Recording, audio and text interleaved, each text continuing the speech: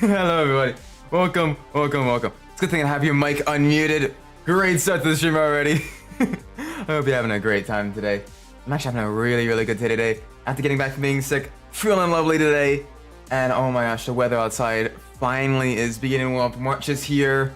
February is gone. Spring is just around the corner. I'm looking forward to it. Winter is definitely one of my least favorite seasons of the year. So having it finally begin to warm up, having it be a bit more nice out is always super hype.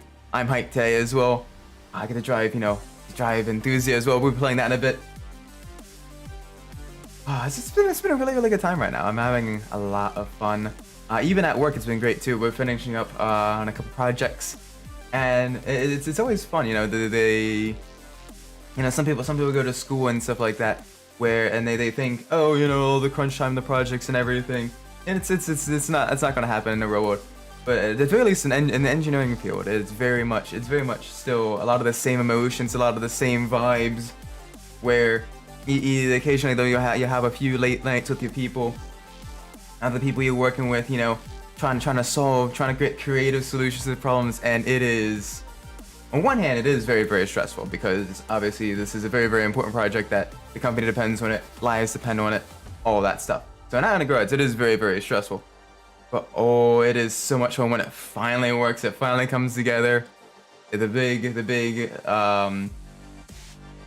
just amazing.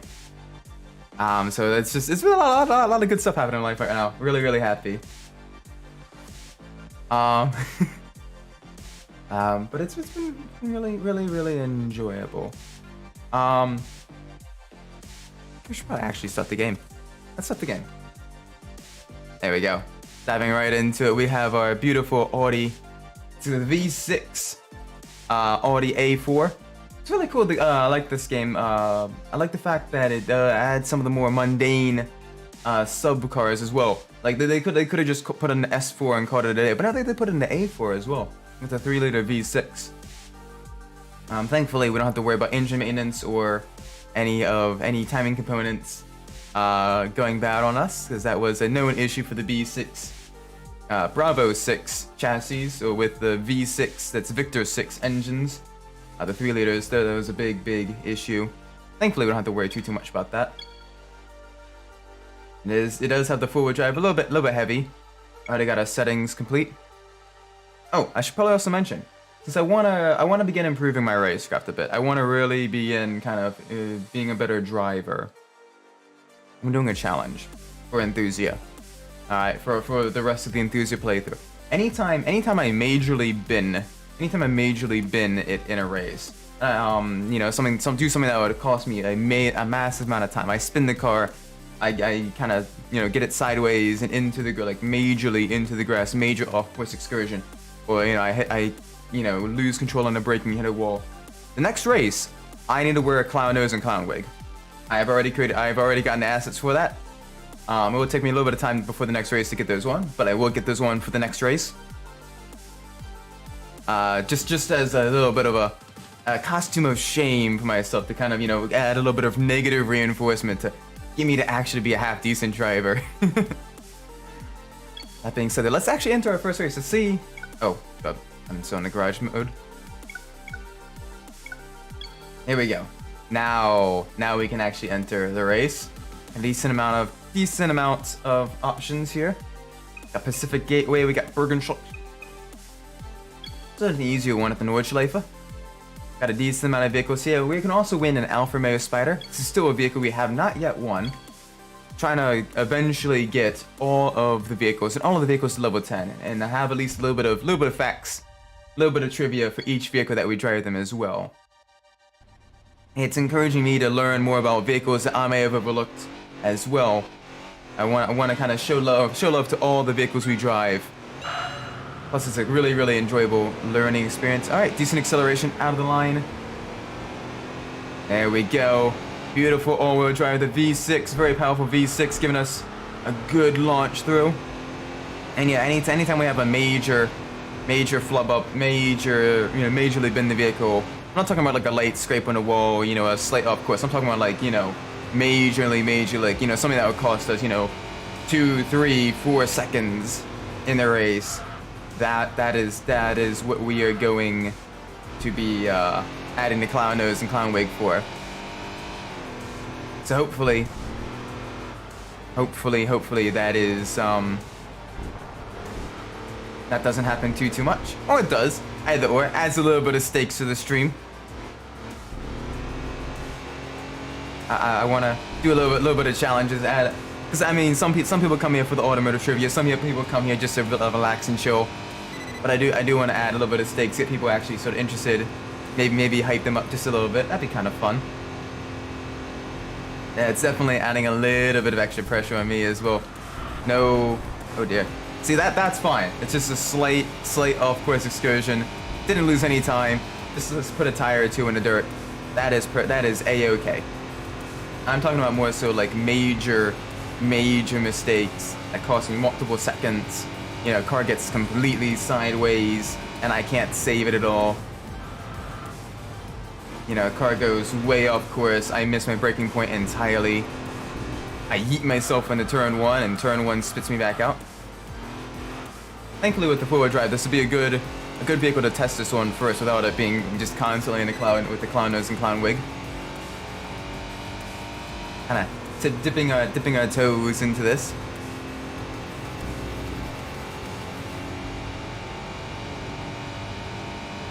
I have a beautiful Audi A4. Really good car right now. It's very stable. The Audis in this game in general are a really good vehicle to use. They definitely push well above the weight class. With their stability, you can tune them for just a little bit of oversteer. And the quattro system, which usually sort of focuses on understeer, is a bit more of it kind of helps you control your car.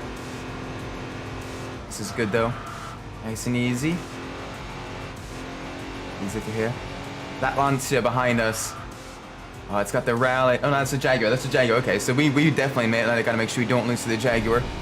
Oh, it's a Lancia for a split second. I saw a white 4 headlighted box in our rear view, and I'm like, oh, that's the Lancia. Nope, that's a Jaguar. We definitely gotta make sure we don't lose to that. Come on, we are the true split sedan on this track. The Jaguar should not be anywhere near us, but it is right behind us. Oh, it's going for a diving overtake. A bit of dive bomb there, mate.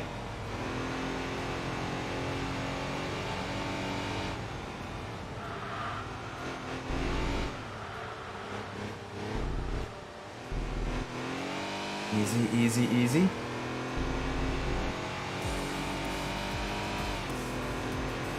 Oh man, this is actually a really close race. That Jaguar right behind us, it is faster. It is a faster vehicle than us, if slightly. At the very least, the way we're driving it is being a little bit faster than us. But we're taking a slightly defensive line, especially because I don't want to wreck the car. Taking a slightly defensive line. This is actually a really close race. We just gotta hold them off. They're within a second of us. And this is gonna be a little bit tricky. Easy through here. Oh dear. Oh, keep it on the track. That's not too bad. Only lost maybe about a fraction of a second there. Nothing major. If I had gone completely off and just like ran alongside, I would have counted that. Like ran alongside the wall. That would have definitely been a major bin. Trying to make sure I have zero bins at least for the first race. Just so we can kind of begin, you know, leveling up the Audi. Be good to get a nice victory as well right at the start. Get the title to live up to its name. Get Audi's victories in the Audi. Yeah, little off course. That's not bad. Like dipping a tire too. That doesn't cost me too much time. But major off courses, major spins. That is what I'm going to be, you know, wearing the clown wig and clown nose for.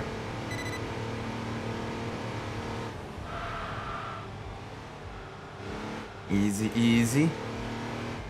peasy through the turn.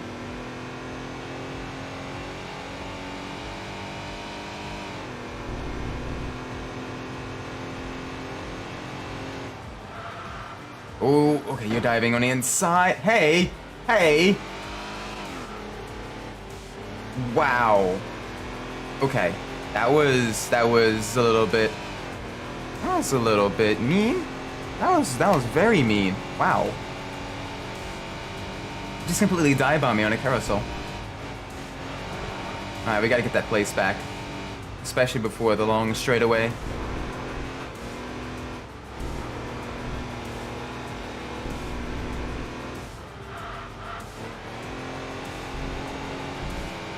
Come on, nice and easy.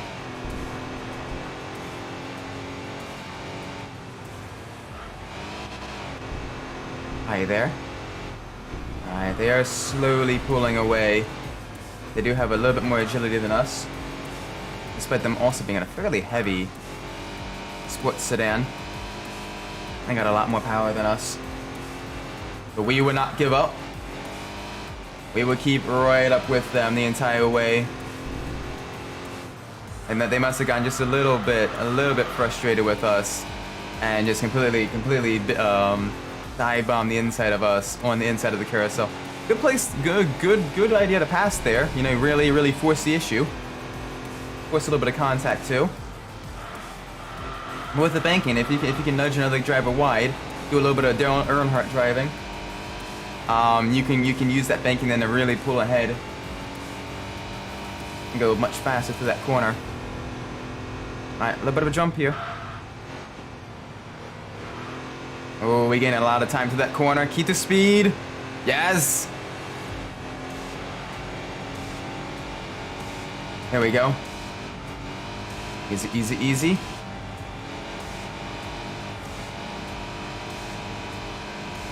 Only downside is once we get on the main straight, this car is going to blow the doors off our Audi. It's got big old supercharged V8.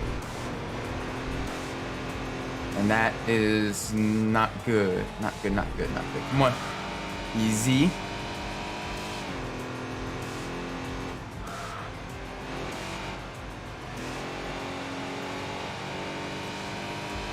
Come on. We got this. I mean, we probably don't, but... Oh dear. Alright, a little slight off course excursion.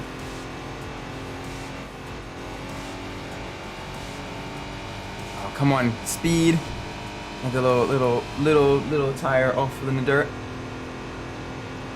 Come on. We need this speed. We need it now.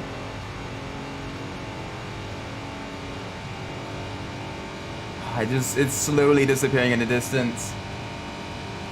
Come on.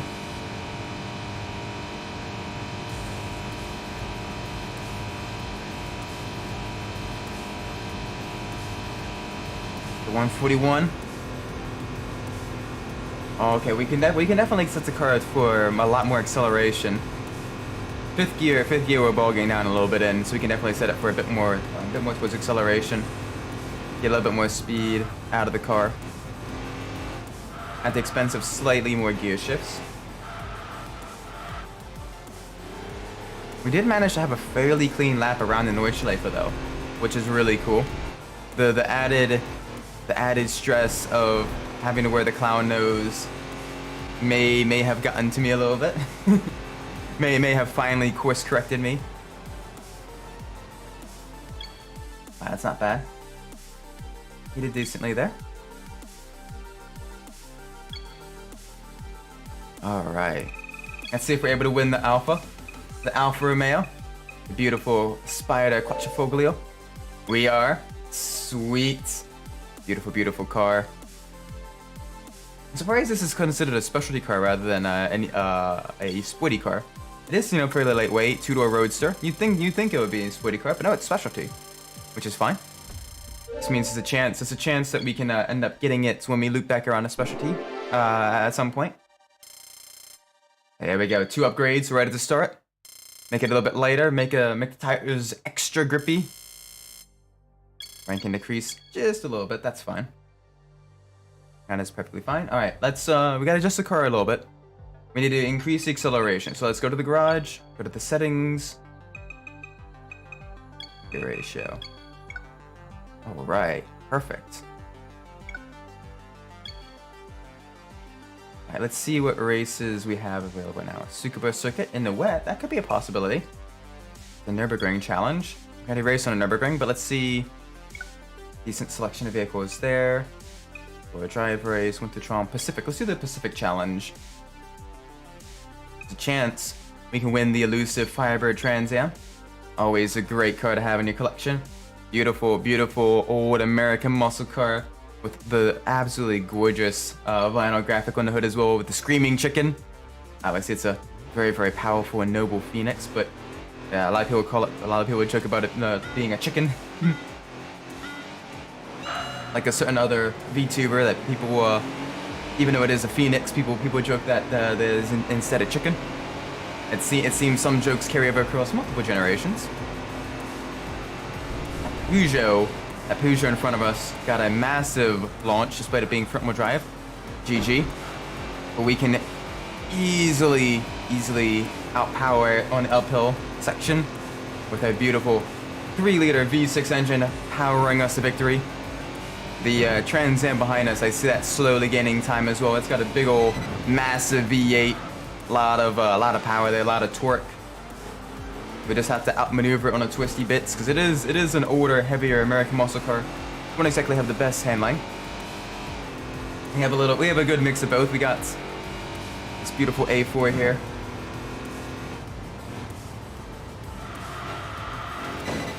Oh, okay, that's a bad bin. All right, bad Isaac. Next race, I'm gonna have to wear the clown wig. I definitely took that corner way too fast. That was. We didn't lose time, but that would have been a race under our life. So yep, next race, I gotta wear the clown wig. I gotta wear the wig of shame.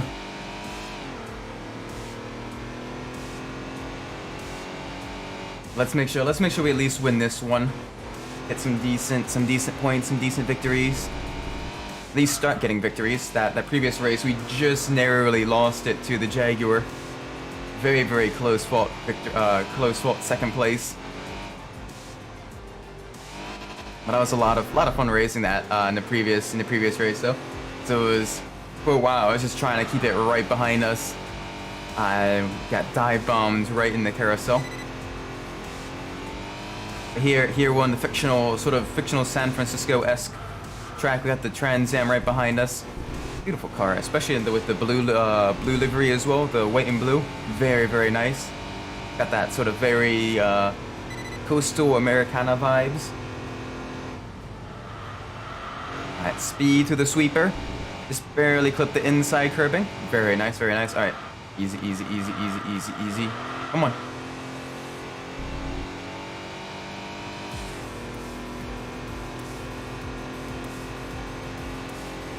Here we go.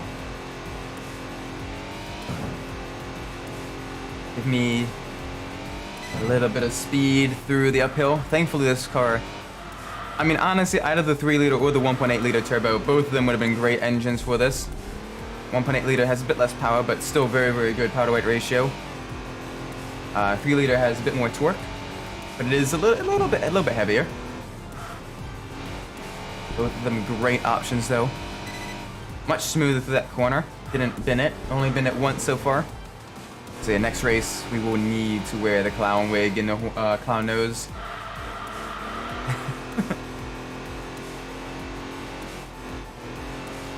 Oh, it's gonna be fun. Alright, nice and easy.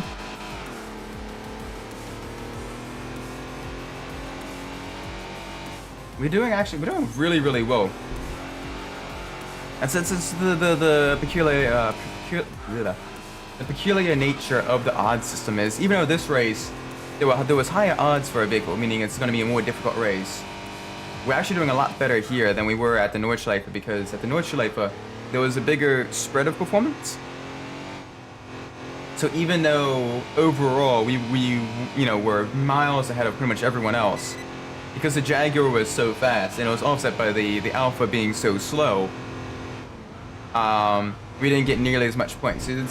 That's one thing I really, really like about this game. I mentioned it previously as well, is it really encourages you to know roughly not only how fast your car is, but how fast every other car is around different tracks as well. The very, very, very, very cool system. And I know after this, Gran Turismo kind of wanted to get, you know, closer racing as well, and they kind of did something similar to this with the performance point system and Gran Turismo 5. And even today, the performance point system, beforehand it was PP, but now it's PI number, I think, performance index, something along that lines.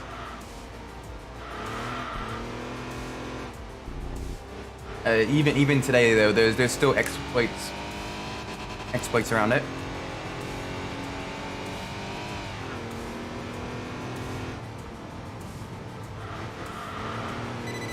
For example, back in when GT7 first came about, one of the big exploits for high-speed tracks was to get your car to basically be like one of those old gasser dragsters with the front end really high and the rear end really low, which made this game think your car would understeer like crazy and be super unstable. So what that allowed them to do is allowed them to add a lot of power, which is really useful in very high speed tracks like Monza or Daytona. And so with that, you will kind of, for certain events like the Daytona, like when they had like a street car race at the Daytona 24-hour course, the road course, everyone was sort of running like a gasser car with the front end way pointing upwards and the rear end about as low as possible, just so they can get as much extra power as possible out of the car. I know it's a little bit ridiculous. Alright, nice and smooth through here. There we go. Slight off course, but that's not bad. Boom. Across the line. Already driving a little bit cleaner than normal. Let's see if we can make this last. All right. Regardless, though, no, let's win our vehicle. Let's get back to the menus. If we do win the vehicle, we don't win the vehicle. That Firebird has been super elusive. All right. So the level up here. Yep. Get through all the menus. Vehicle itself is going to be more tuned, more power. Thank you. Lots of ranking points. It's gonna skyrocket. Oh, actually didn't increase all by all that much. All right, very well then. All right, let's get the props. Here we go. All right, let's get this one here. Yeah. Oh, I got the nose. Distance to avatar, always on top. There we go. Alright, got the nose. And now we can get... now we can get the rainbow wig. Come on. Nice and easy. There we go. Distance to avatar. There we go. This is my punishment. I am joining Clown World because I've been in the previous race. Oh, the joy! All right, let's see. Let's enter in the next event. Ooh, we can win a Subaru Legacy. Sure. Got a decent chance at victory here. Let's get another clean victory for the Audi. Hopefully we can do well in this race so I can take off the wig. It is a little bit itchy. Alright, let's start. Lowen's doing such a great track as well. Just because it's got pretty much every different type of corner imaginable. It's got very high commitment bank corners. It's got tight, very tight hairpins. It's got switchbacks. It's got, you know, a whole bunch of corners. It's even got sort of an homage to the Radeon Eau Rouge corner at Spa. Very, it's a very varied track. and it feels so nice to drive on, even outside. I just wish that the air were a little bit more aggressive on the front first bank corner. So it does make the race a little bit easier.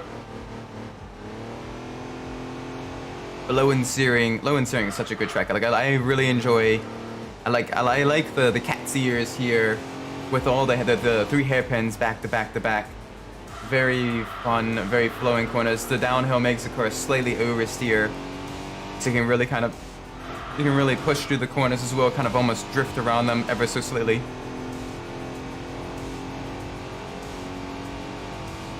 Under the Dunlop Bridge. Alright, easy. There we go, beautiful.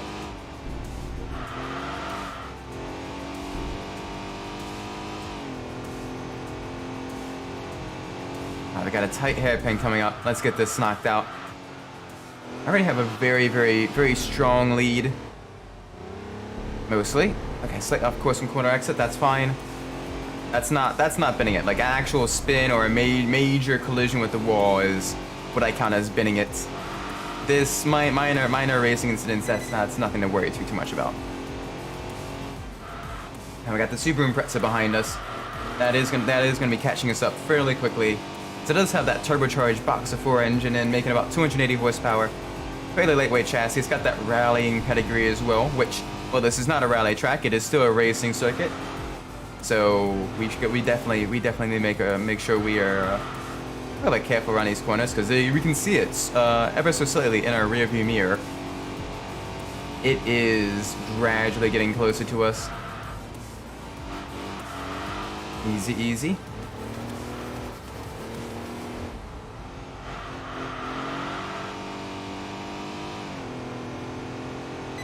Come on, we got this.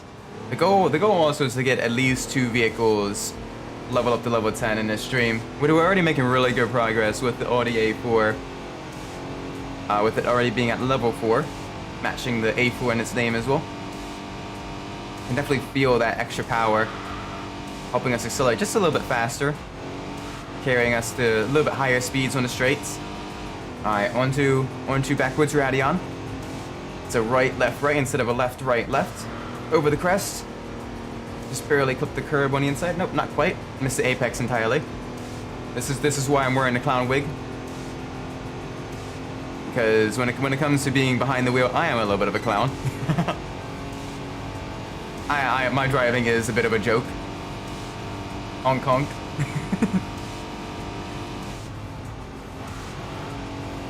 Alright, here we go. Into the bank corner. This will definitely gain us a little bit of time. Carry the speed as much as possible.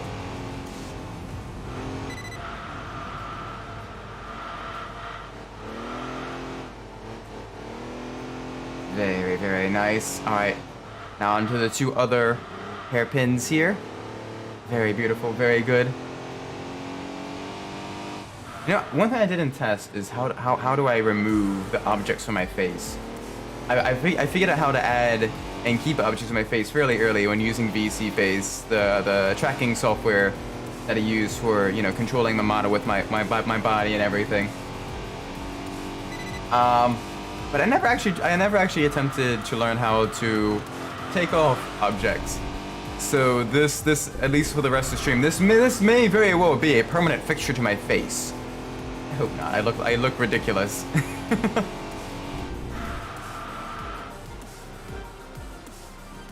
Alright, nice and easy. Another hairpin turn.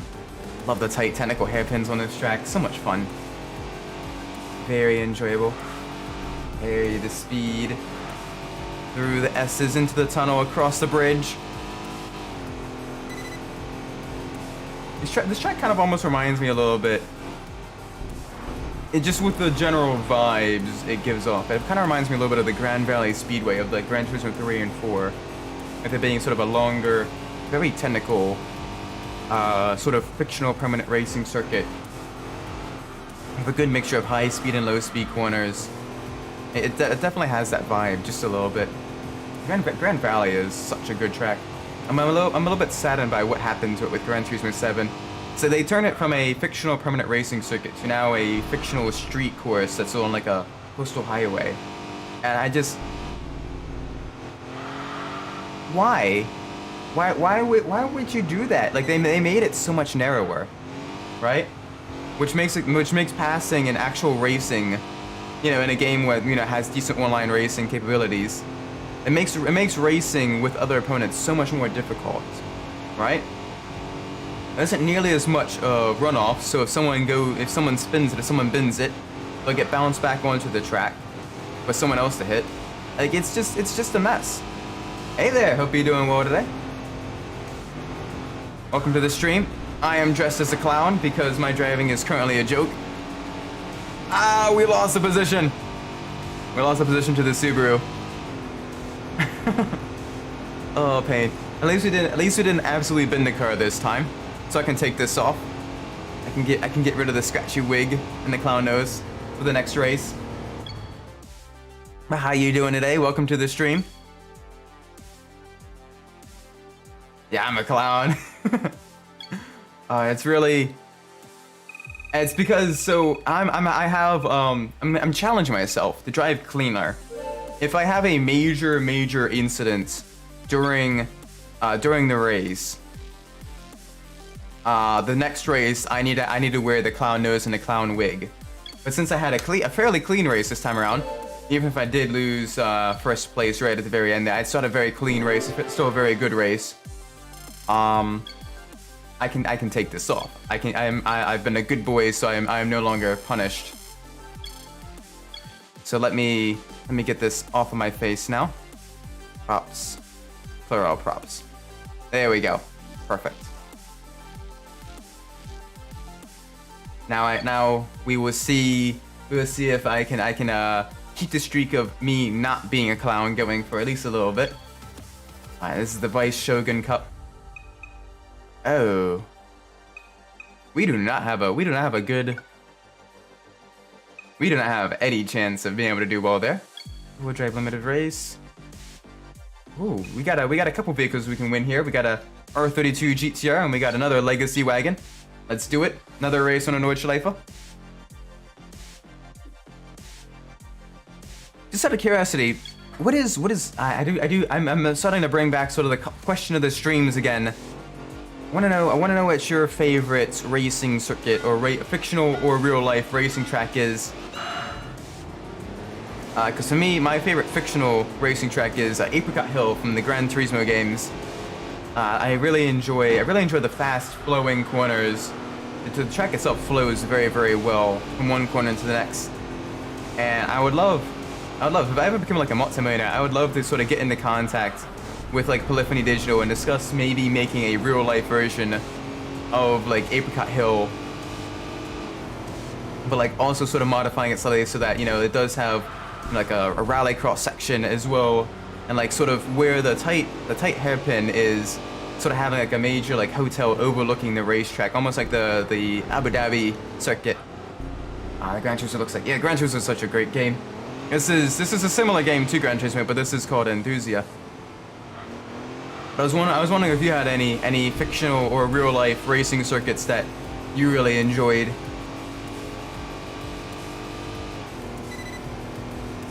Any tracks that really kind of, you know, tickle your fancy, make, you know, you want to drive one in real life, or that you wish were real.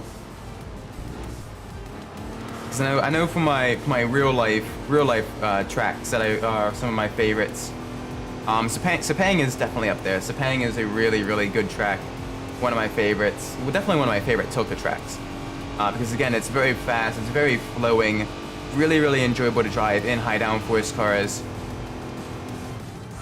But it still has a layer of technicality as well. It's not boring, and it's got a lot of long, fast flowing corners, which I love in racing tracks. I love my corners that go on for a little while. They can kind of really enjoy, you know, keeping the car stable and slowly getting on the brakes, and slowly getting back on the accelerator throughout the corner. Very fun, very enjoyable. What other tracks I really like? I really enjoy. Granted, I'm not good at driving it, but I really enjoy Laguna Seca as well. That's in California. It's a very old track, but it's got a lot of cool stuff like the corkscrew. It's such an amazing corner complex. And again, it's got a lot of fast, very flowing corners. but it's very punishing if you don't like fully commit to those corners as well. Like they're very high commitment corners, like all the way around. So you need to be like at 100% the entire way you're going through the course. And it's just a lot of fun. It's a lot of fun. Like I don't really like a lot of courses where it's, you know, a lot of very short corners. You know, like it's like a Skeletrix track where you get a straightaway and then you're like, okay, right, sharp right turn, sharp left turn. All right, another straightaway. Oh, another sharp turn. All right, another straightaway. I realize I'm describing Monza, but to be fair, I'm not a big fan of driving Monza. I'm not the biggest fan of Monza as a circuit. It is a little bit. I mean, it's a very, very flat course, and two, like every corner on Monza, it's either a chicane or like a square right corner. Like parabolic is the only like actual corner that means, you know, that has any sort of major significance in Monza.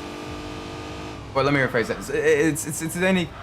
What car am I in? Oh, what car? Alright, so I am in. Sorry, I should probably state that. I'm in the Audi A4. It's the Bravo 6 chassis, so B6. During the early 2000s, that was created, and it's got the 3-liter V6 engine. That's Victor 6, producing mid 200 horsepower. It's got all-wheel drive, very, very good traction, very, very stable through the corners. I have tuned it to be slightly slidey, just because the car itself is a bit heavy and a bit oversteery. But this will definitely help out a lot with driving the car. It makes it a lot better to drive, especially in the higher speed corners. You can really kind of chuck it into some of the higher speed corners. This is really, really, really fun car to drive. Here we go. Give me the speed. Very, very nice. But still, we should probably still tune it to a bit more acceleration. So we're not really getting into the final gear on some of these long straightaways. We're kind of petering out a little bit around like the 130, 140 mark. And I don't want that. I want the car to be able to accelerate just a little bit past that.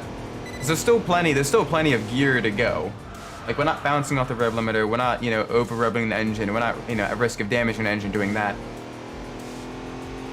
So I do think the vehicle can definitely tune for a bit more acceleration.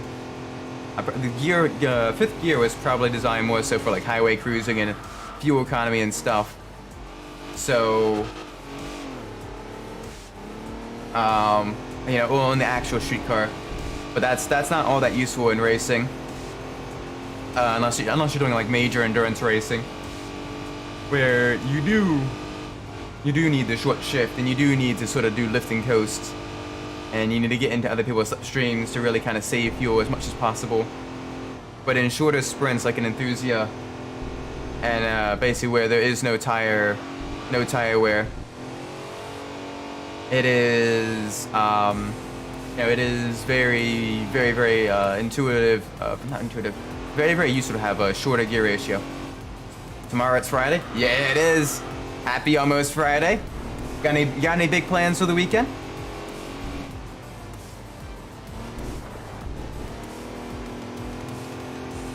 I know a lot of people look forward to the weekends. They look forward to being able to, you know, getting off of school and everything like that, being able to kind of really enjoy themselves. I definitely understand that vibe. But I was wondering if you got any big plans, anything you're excited for, or if it's just, you know, being able to kind of be you know, not have to worry about school for a couple days. Oh dear. You're gonna play Xbox? Awesome. Yeah, if I remember correctly, I think you said you got the new, well, not new, but like, you know, Midnight Club LA. Gonna be playing through that. That is a good, very, very fun game to play.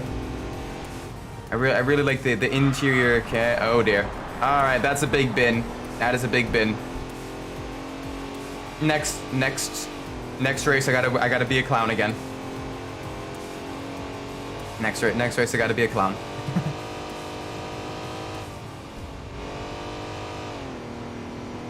Ah, sad. Big sad. Yeah, sweet. And you're gonna have your Nissan Zs and your Trans Ams and all that stuff. Always really fun cars. I really like racing the motorcycles in Midnight Club LA. The motorcycles are really useful. Oh, and Yakuza. Yeah, I was watching someone else stream Yakuza a couple of days ago, late at night when I was working on creating thumbnails and other stuff. I had them on the background. Another VTuber friend of mine that I watched quite a bit on Twitch, and it's really cool, the story and everything. One thing I was thinking though, because a lot of like the Yakuza games and a lot of other like Japanese JRPGs, they put a huge emphasis on food, like really beautiful. Like they really like to render the food a lot. And I'm thinking, you know, this is an untapped market.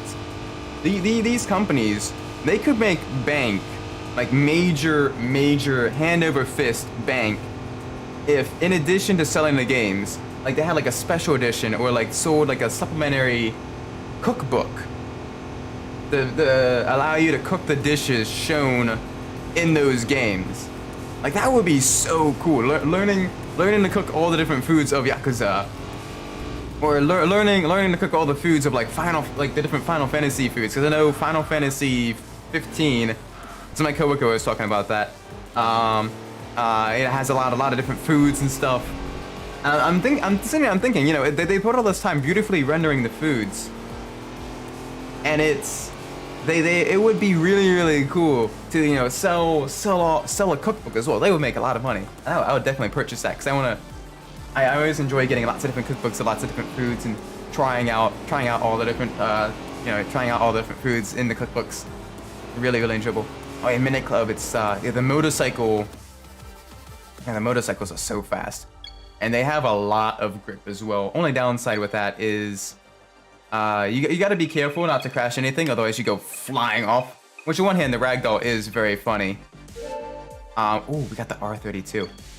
But if you use the aggro, pro tip, if you use the aggro on the motorcycle, if you're at risk of crashing into anything heavy, you use the aggro and it prevents you from falling off if you crash into any heavy vehicles. And it is so useful. Aggro plus motorcycles is basically OP in Midnight Club LA.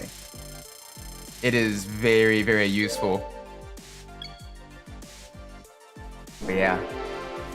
Because then you're a rider on a tiny itty bitty motorcycle going to come a couple, 100, 150, 200 miles an hour, and you smash through traffic like it is nothing. And it's a very funny sight to watch, but it is really enjoyable as well. It's that power trip, you know. Oh, we did really well that race. We still bend it though. So for those of you that are just tuning in, I need to add the clown nose back to my face. Yep, here we go. Boop. I gotta go back to clown world because we did make a major mistake. Oh gosh, settings. Always on top. There we go. That's decent. And now let's get this up. All right, let's get the wig back on. Wig's gonna get just a little bit bigger each and every time too, it seems. There we go. The wig on. Beautiful. This is my punishment for wrecking the or getting a major off-course excursion during the race. I now have to dress as a clown for the next one, and if I drive cleanly, if I do not make any major mistakes, I am then free to be regular Isaac. But otherwise, I gotta be a clown. So right now I'm clowning around. Has still a major. Back to clown. I am back to clown. I should probably adjust the car for more acceleration if I want to do the Sprinter's Cup. So let's do that real quick. Go to the gear ratio. There we go. This car really has some tall gears for a car that doesn't have a whole lot of power. I mean, it's got a decent amount of power, but it's like for as tall as the gears are. All right, here we go. Victoria Garden, set in England, right in London. A lot of technical aspects. In this one, I gotta really make sure I get that tight hairpin right. And I gotta do that a lot of times. So if I make any major mistakes, you know, slight contact with the wall, slight contact with cars, slight off course, that's not a big deal. But anything major that would cost me at least like a second in time is what I'm considered like binning it for right now. Or anything that would immediately end my race in a real life racing scenario. Oh boy, come on, into the first corner. We got an Evo, the Tommy Makinen edition Evo on our inside. We got Jaguar on the outside. 3 wide through that chicane. That was not gonna work. All right, let's let the Evo go just a tad. Try to catch back up with it through the twisty pits. Just a little bit of nudging, a little bit of bumping and banging going on. This is proper touring car style racing. Hey! Okay, I'm not. I should probably count that one, even though it was technically the Jaguar's fault. We had that corner and they completely dive bombed us. That's what you get for dive bombing us. Now you are back. You are back behind us. There we go. There we go. Come on, use the acceleration of the Audi. Oh, the R33 behind us. It's got a lot more power. It's got four-wheel drive as well. The Jaguar is also behind us. Oh, we're tight pack racing. This is not good for having clean racing. Very difficult, very tricky. Yeah, at this rate, we are definitely gonna stay clown for one more race. Can you not dive bomb me? Like every single corner. The Jaguar is being just a little bit of a punk. I'm kind of glad he hit that wall there. They were gonna have a little bit of leeway. So we're faster through the twisty bits. But when they keep dive bombing us and trying to be like super late braking, we can't get a good line through the rest of the course. All right, tight tentacle hairpin. There we go. If we can keep a good third place, I will consider that a victory. But right now, it is very, very tricky. That Jaguar is rapidly catching us on the straights. Easy, easy, easy. Defensive line, do not let them get up on the inside. Do not let them dive bomb us. All right, now that we can have enough room to kind of carry our own line, let's try to get back up with the Evo and the Skyline. They're duking it out. Three four-wheel drive cars. Oh, okay, that was entirely my own mistake. That is definitely a clown-worthy punishment. Oh boy, the ASL is behind us as well. I know the Garaya is very fast, very lightweight. It's basically a Japanese Lotus Elise that unfortunately never actually made it to production. Beautiful car though. We'll probably see it as it passes us. Oh boy, come on. Give me the speed, please. Not good, not good. We're back on the 5th. Oh, this is a tricky one. All right, Jaguar's having lots of issues. Get up beside it. See, I'm gonna let off a little bit. I've got good racing racecraft. The Jaguar likes to dive bomb me way too much.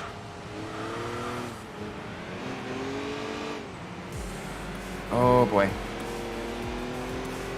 Oh boy, oh boy, okay. Come on, we need a good finishing position as well. And this is gonna be a bit tricky. Because the A4 is definitely quite a bit less powerful than the rest of these cars. Alright, hard braking, get it to turn in. Tight hairpin. Oh, come on, turn in. There we go. Use a little bit of the handbrake, do a lot of initial Kansai Doriftu through that corner. It's a very tricky corner. What's even more tricky is when this track is in reverse, because that is literally turn 1. Is everyone is racing on a fairly long straightaway into a tight, like first gear 30-mile-an-hour hairpin turn, and they are absolutely have zero chance of making it through because it narrows as well. This would not be a good racing circuit in real life. This would be very dangerous. A lot of accidents would happen, especially as the course rapidly narrows and gets wider. I don't have a good don't have a good shot at winning this one. Definitely don't have a good shot at getting points either. Kansai Driftu. We got one more lap to try to make up some positions. And it seems like if we were a little bit faster, we could have probably caught that Evo. But as of right now, that is out of the question. Yeah, they're pulling away. We aren't quite ready for these types of races just yet. That's unfortunate too. We're doing really well. We were having a good race record with this car, but I think we may have flown just a little bit too close to the sun.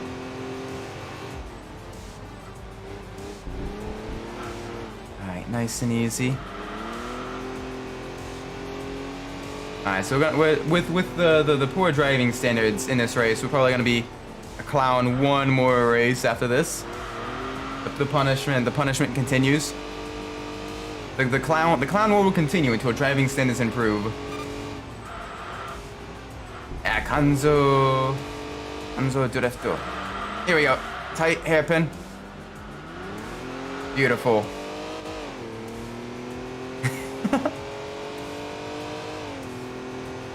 Oh, okay, yeah, we definitely, this was a bit of a race to forget. Not great. This is a little bit sad. But we still, this may be enough maybe to get somewhat closer to a level 10 Audi A4. So that's the other goal. Not even close, never mind. That's the other goal, is to get at least 2 cars to level 10 in this stream. Yeah, our rankings decreased a bit, that's fine. Alright, come on, we gotta be motivated. Another race. No one sleep in Tokyo. All night into the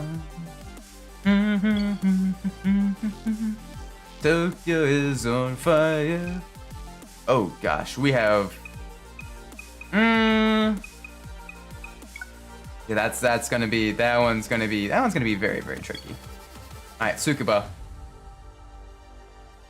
We got a decent shot at this one. Let's do it, Tsukuba.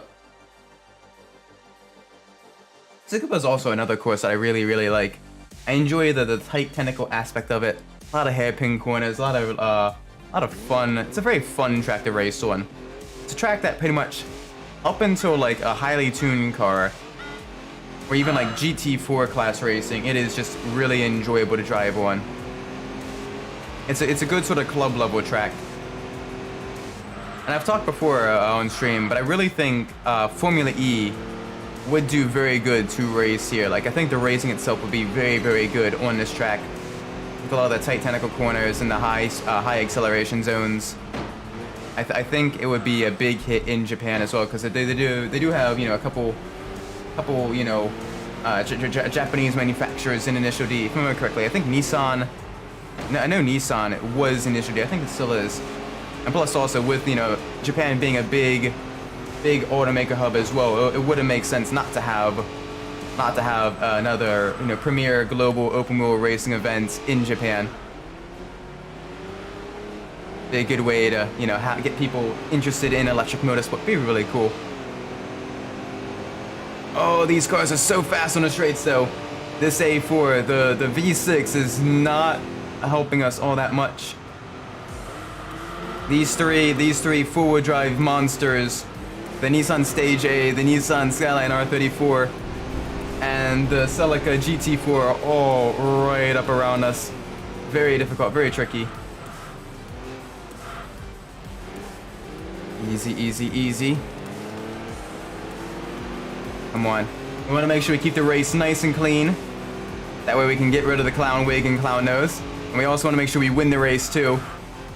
It's a difficult line to straddle. Come on, let's keep the Toyota at bay. We have more power. We have about the same amount of power as the Toyota, but the Toyota is a lot lighter than us. But if we can outperform them, we've got this. And we do have a chance to catch the Stager as well. That station wagon in front of us. There we go, tighter around the tight hairpin. Onto the back straight. Here we got the clown nose. Honk honk. If I squeeze it Oh, it doesn't make any noise right now. I have to find a way to add like different sound effects to the stream. Add the clown honk honk sound effects. That would be fun. Whenever I have to put that on. Oh dear. That was a little bit of a mistake. Not quite bending it, but definitely it's going to cost me a little bit of time. No major off-course excursions, no major binning it though, so I will definitely take that. Come on. Gotta keep that Celica behind me. A good third place finish will be very respectable. Can you make some noise, please? Hong Kong.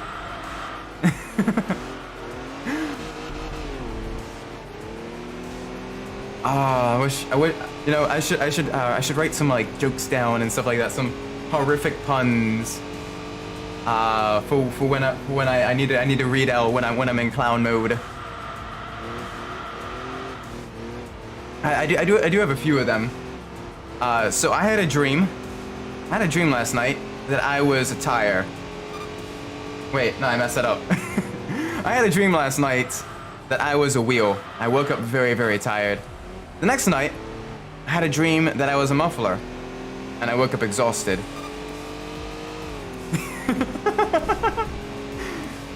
Oh, that's horrific. You know, I used to be addicted to drinking brake fluid, but I swear I can stop anytime.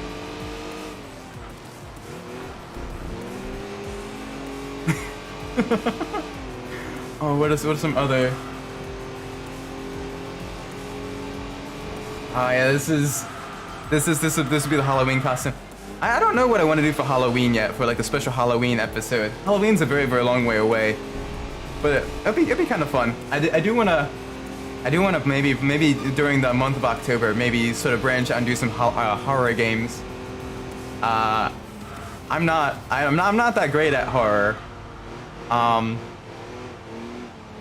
Like once the initial shock of like jump scare wears off, I usually laugh at it.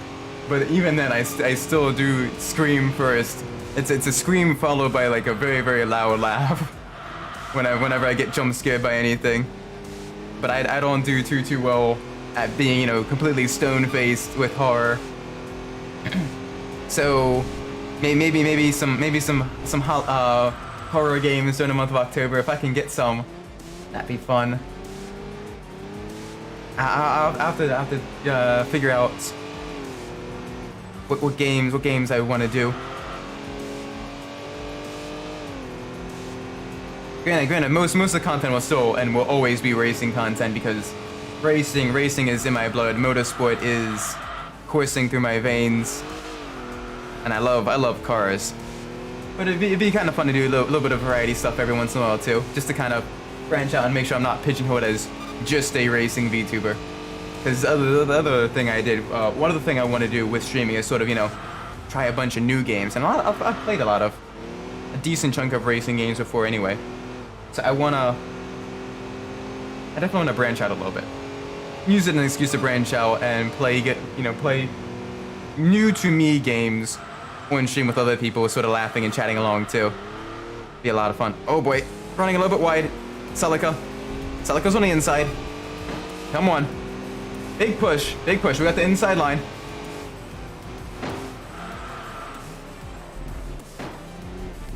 Oh, tight. Up against each other, elbows out racing. All right, we need to get that position back. Oh yeah, Need for Speed Carbon is already on the list. Basically, Saturday is going to be dedicated Need for Speed streams. Up until pretty much I complete the vast majority of them. But I do want to kind of go through the black box games in order.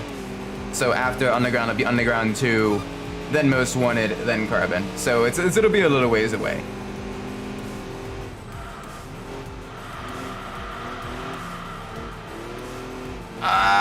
Come on.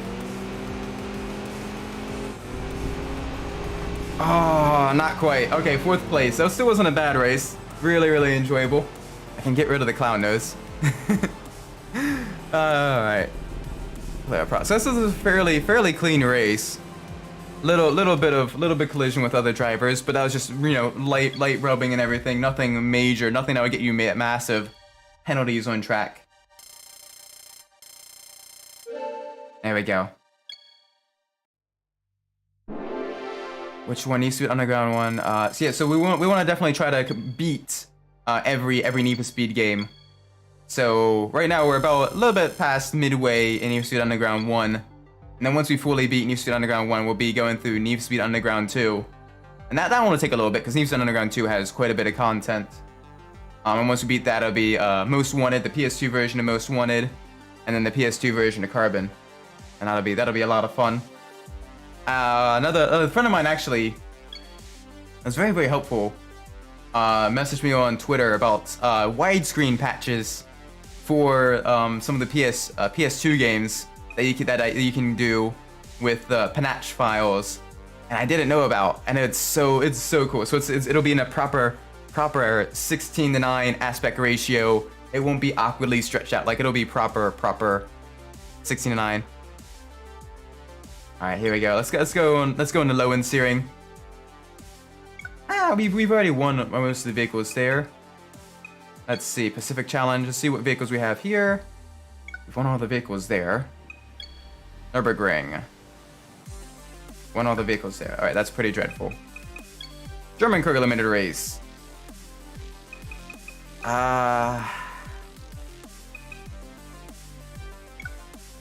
So for Underground 2, which car am I gonna pick? I'm leaning towards the 180SX. I'm leaning towards the 180SX. Just because I really enjoy I enjoy a lot of cars from like the 90s and stuff like that. Plus also the 180SX, it handles very nice, being a fairly lightweight front engine wheel drive car.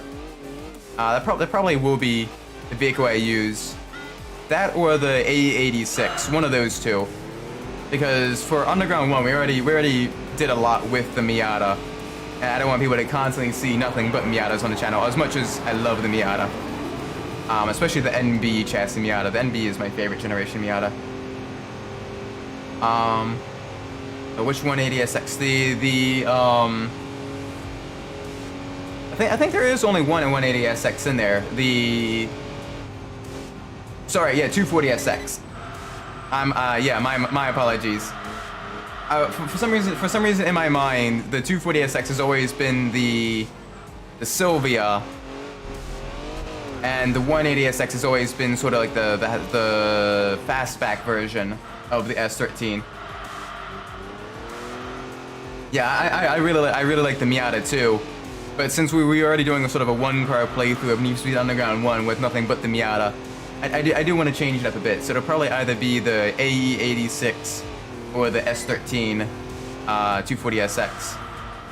One of those two will be the vehicle. You good, you my friend? Oh, thank you. Hopefully I can be, you know, very entertaining.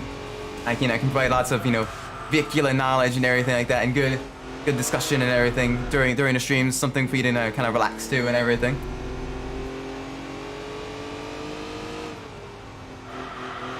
I gotta watch ourselves through the tunnel. Gotta go through the switchback.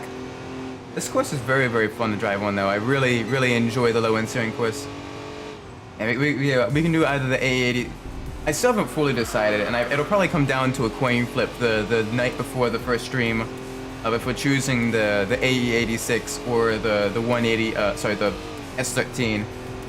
But both of them are very fun cars to take through the game. Both of them handle beautifully. They're good for drifting, they're good for drag racing, they're good for circuit events, they're really good for street cross. Like, it is so much fun. Because, ironically, very powerful, very heavier vehicles, you know, like the JDM legends, like the R34 and the Supra and stuff like that, actually aren't all that great in the first two Underground games.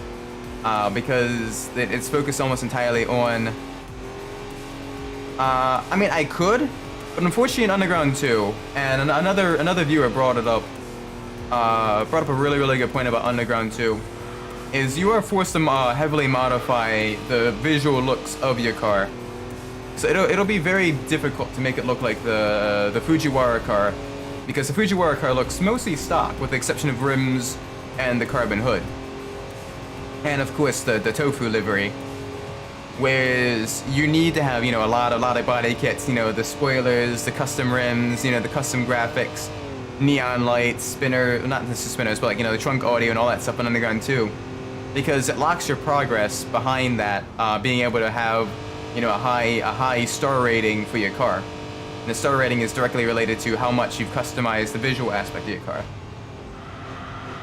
So it won't be until later Need for Speed games that we can really make the Fujiwara or close enough to the initial D-esque styling of the AE86.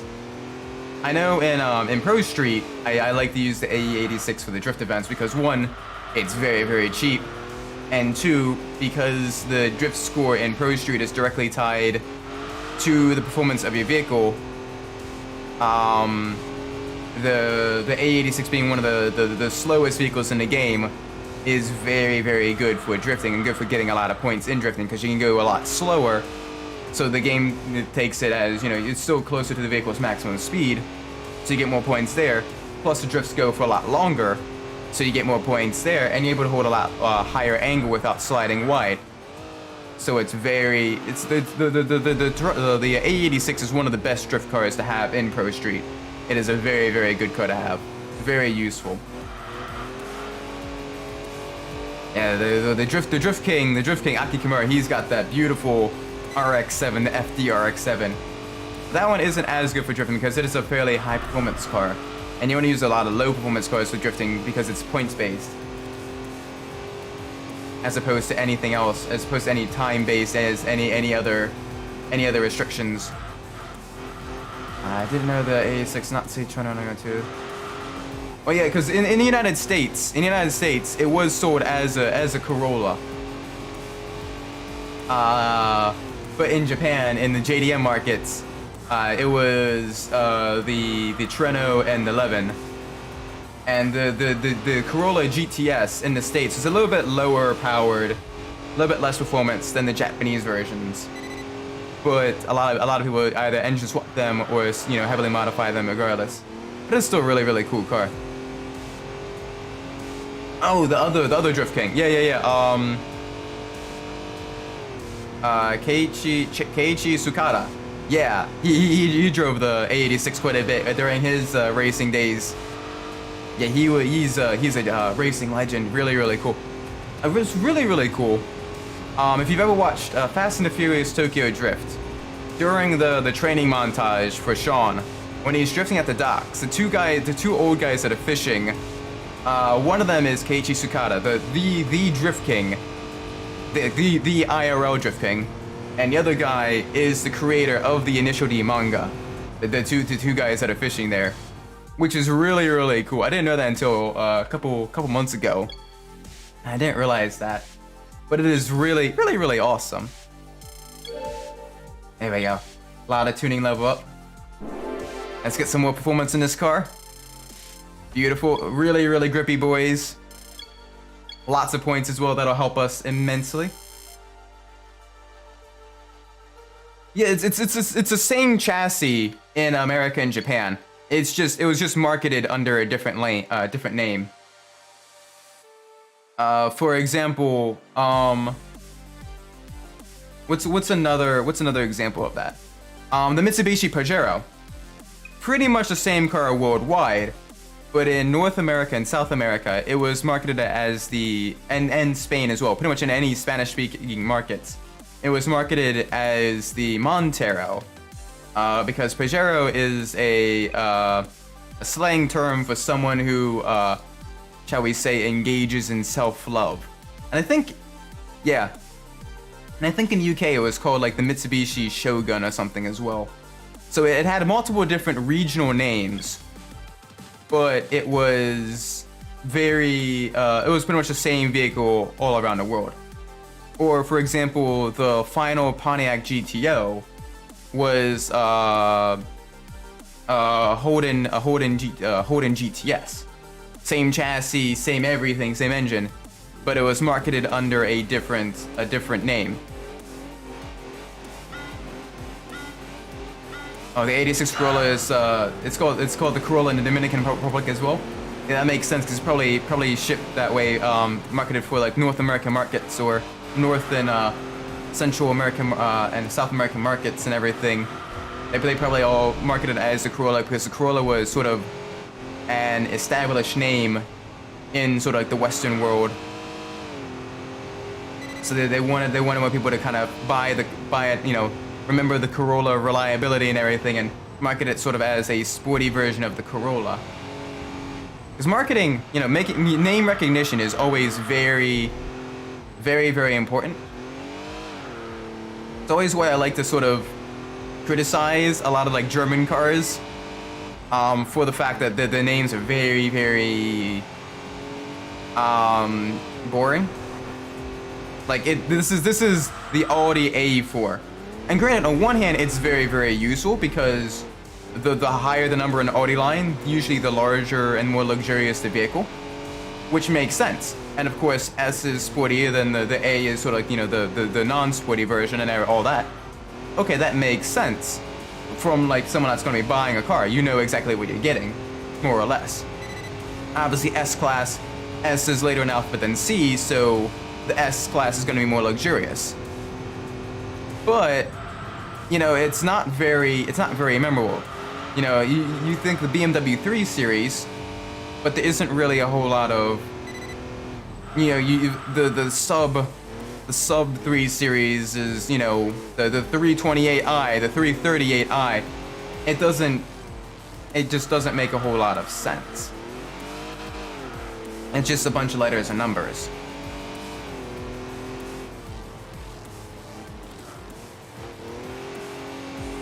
Hang on a second. I don't understand the speed shift. The 86 Corolla. Why the 86 has engine like the Treno in this movie? Help me understand.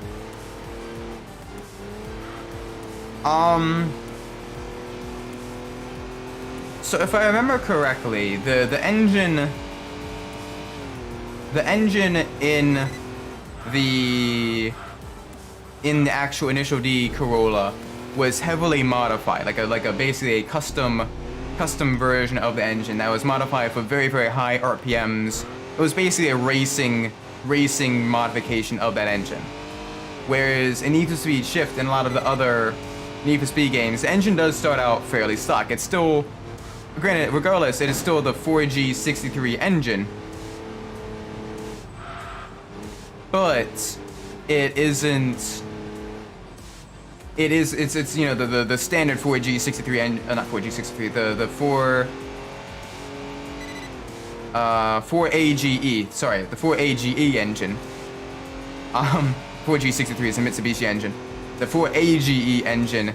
So I think the one in Initial D was sort of like a racing, like a heavily modified like racing engine, designed for high RPMs and a high amount of power.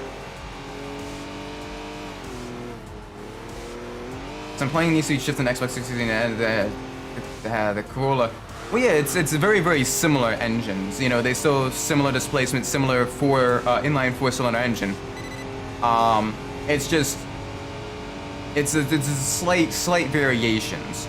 So in the AE86, the fastest standard engine available for that was the 4AGE, and that had, you know, it was very, very, very technologically advanced at the time.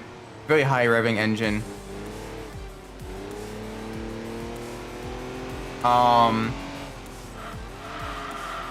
And it's, but I think in the States we didn't get the 4AG version of that. And so it basically depends on, with the game, it depends on whether it's using the Japanese version or the North American version as to whether or not that it as to whether or not it kind of sounds and is utilizes for AG engine. Because I think after this race I want to check. I mean, the A86 as well, it's a very lightweight, very low powered car. You gotta think, it only makes stock. Even the most powerful version only makes around like 130 horsepower. That isn't a lot of power. The main reason, the two main reasons that, you know, the A86 in Initiative becomes legendary is, one, it's sort of shown that Takumi is a very, very, very good driver. And two, that A86 engine is already very, very heavily modified to make pretty much as much power as possible. It is about as close to a racing engine as you can get. So it's probably making closer to around 350 horsepower, which for a vehicle as light as the AE86 is a decent amount of power for mountain pass racing. But even then, on most regular racing circuits, 300 horsepower isn't all that much, especially for racing against much faster opponents with much grippier cars. But for racing very, very tight, very technical mountain passes, you want something that's a bit lower power, that way you can keep traction out of the corners and sort of carry your speed and your momentum throughout the course. So it's very, very different uses for that vehicle, as well as a stock versus heavily modified engine, plus also a little bit of plot armor as well. Like, in real life, a lot of those people that Takumi goes up against with those vehicles could very easily defeat the AE86. It is a little bit of movie magic, a little bit of, everyone rooting for the underdog type of scenario. But in real life, the A86, well, it's still a very enjoyable to drive car, a very lightweight, very fun, good vehicle, especially for like grassroots motorsports and stuff. And it is reasonably quick.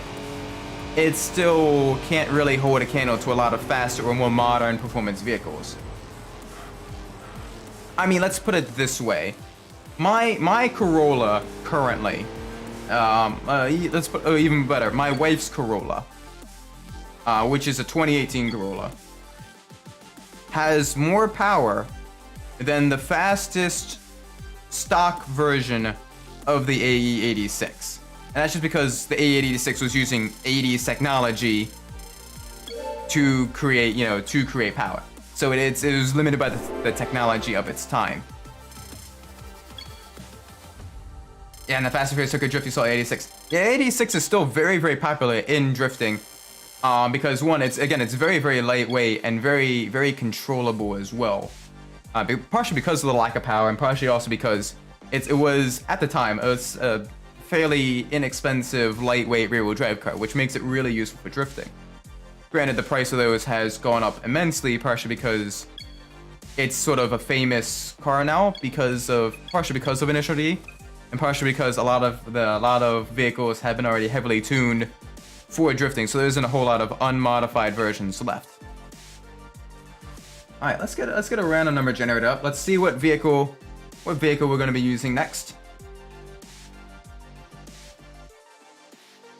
Random number generator. Let's get the display capture up. Min 1, max 3. Let's see what vehicle we're going to be using. 3. Okay, so that is going to be the Nissan Skyline. Also otherwise known as the Infiniti G35 sedan. This one's going to be very fun. Very, very nice, sort of luxurious, decent amount of performance as well. I like that blue, actually. Uses semi-automatic transmission. Alright. It's got a naturally aspirated VQ series V6 under the hood. Should make a decent amount of power. Let's adjust a few settings here real quick. Let's lower the vehicle ever so slightly. Stiffen it up a little bit. Like, what is the AE16 in the Fast and Furious? Well, I mean, a lot of. I mean, it's like I said, it is a very, very, very popular drift car. So it is very, not Tokyo City. I mean, it is still, they are drifting around in like the tight parking garages and everything like that. It is still drift racing, so it will still be very useful for that. And plus with the short wheelbase, it'll be very good for navigating the tight parking garages and everything. All right, here we go. Oh, the Japanese car limited race. Yes, please. Don't mind if I do. This will be a fun one. In Autumn Hill as well. I'm serious. No, I know. It looks a little bit out of place in the city when you're so used to seeing it in the mountain passes. But I mean, there was a lot of A86s created. It is a fairly common drifting and racing car, very, very popular in the tuning scene. So it may make sense that other people would use that for city drifting as well, or even as a show car. Because not everyone that builds up their cars and tunes them up races them. Some people decide just to have them for show and just to take them to car shows and stuff like that, where other people may be racing, and just kind of show up and just enjoy the vibes and enjoy the street racing scene. But they themselves have their own custom car, because they don't want to be rocking up in a minivan or anything like that. They want to be rocking up in their own custom car, even if they themselves don't partake in any form of motorsports. Alright, nice and easy. Yeah, the G35, the Skyline is really, really good right now. It's handling beautifully. Very steady. Want to make sure we don't absolutely bin it. We get lots of laps to make sure we don't bin it, but it's very quick laps as well. Very good. We got the Subaru Impreza, the 22B. Unta Fujiwara's Impreza behind us. It is a very, very fast car. It's got massive amounts of rally pedigree. It was very, very dominant in the rally racing scene as well. And of course, we got the R34 Skyline. While we're not in a GTR Skyline, we're in a Skyline ourselves with the V6. We got a little bit of extra weight to throw around too because of the vehicle. The initial 5th stage saw the 86 front bumper. Fast and Furious, just getting something through. Trying to. I mean, maybe then it was just sort of like a nod to sort of the inspiration for, sort of the inspiration for the Fast and the Furious Tokyo Drift of like the mountain pass drifting scene.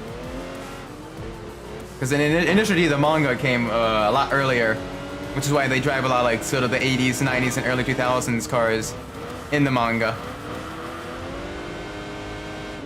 So it makes sense for them to to kind of throw that in as a little nod to fans of Initial D, same way they have the actual Drift King and the creator of the Initial D comic as sort of not necessarily background characters, but just like little cameos in the movie as well. The two guys fishing at the docks. So it's probably just sort of like a fandom nod of, hey, we see you, we know a lot of people are probably Initial D fans that are watching this movie as well. Here's a little bit of fan service. If you see it, it's a little wink at the fans of, hey, we know you like this stuff. We know you like Initial D too.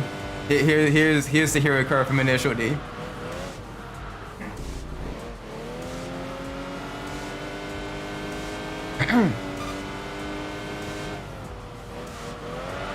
Ooh, alright, that Subaru behind us. Whoever's driving that car needs to put on a clown wig.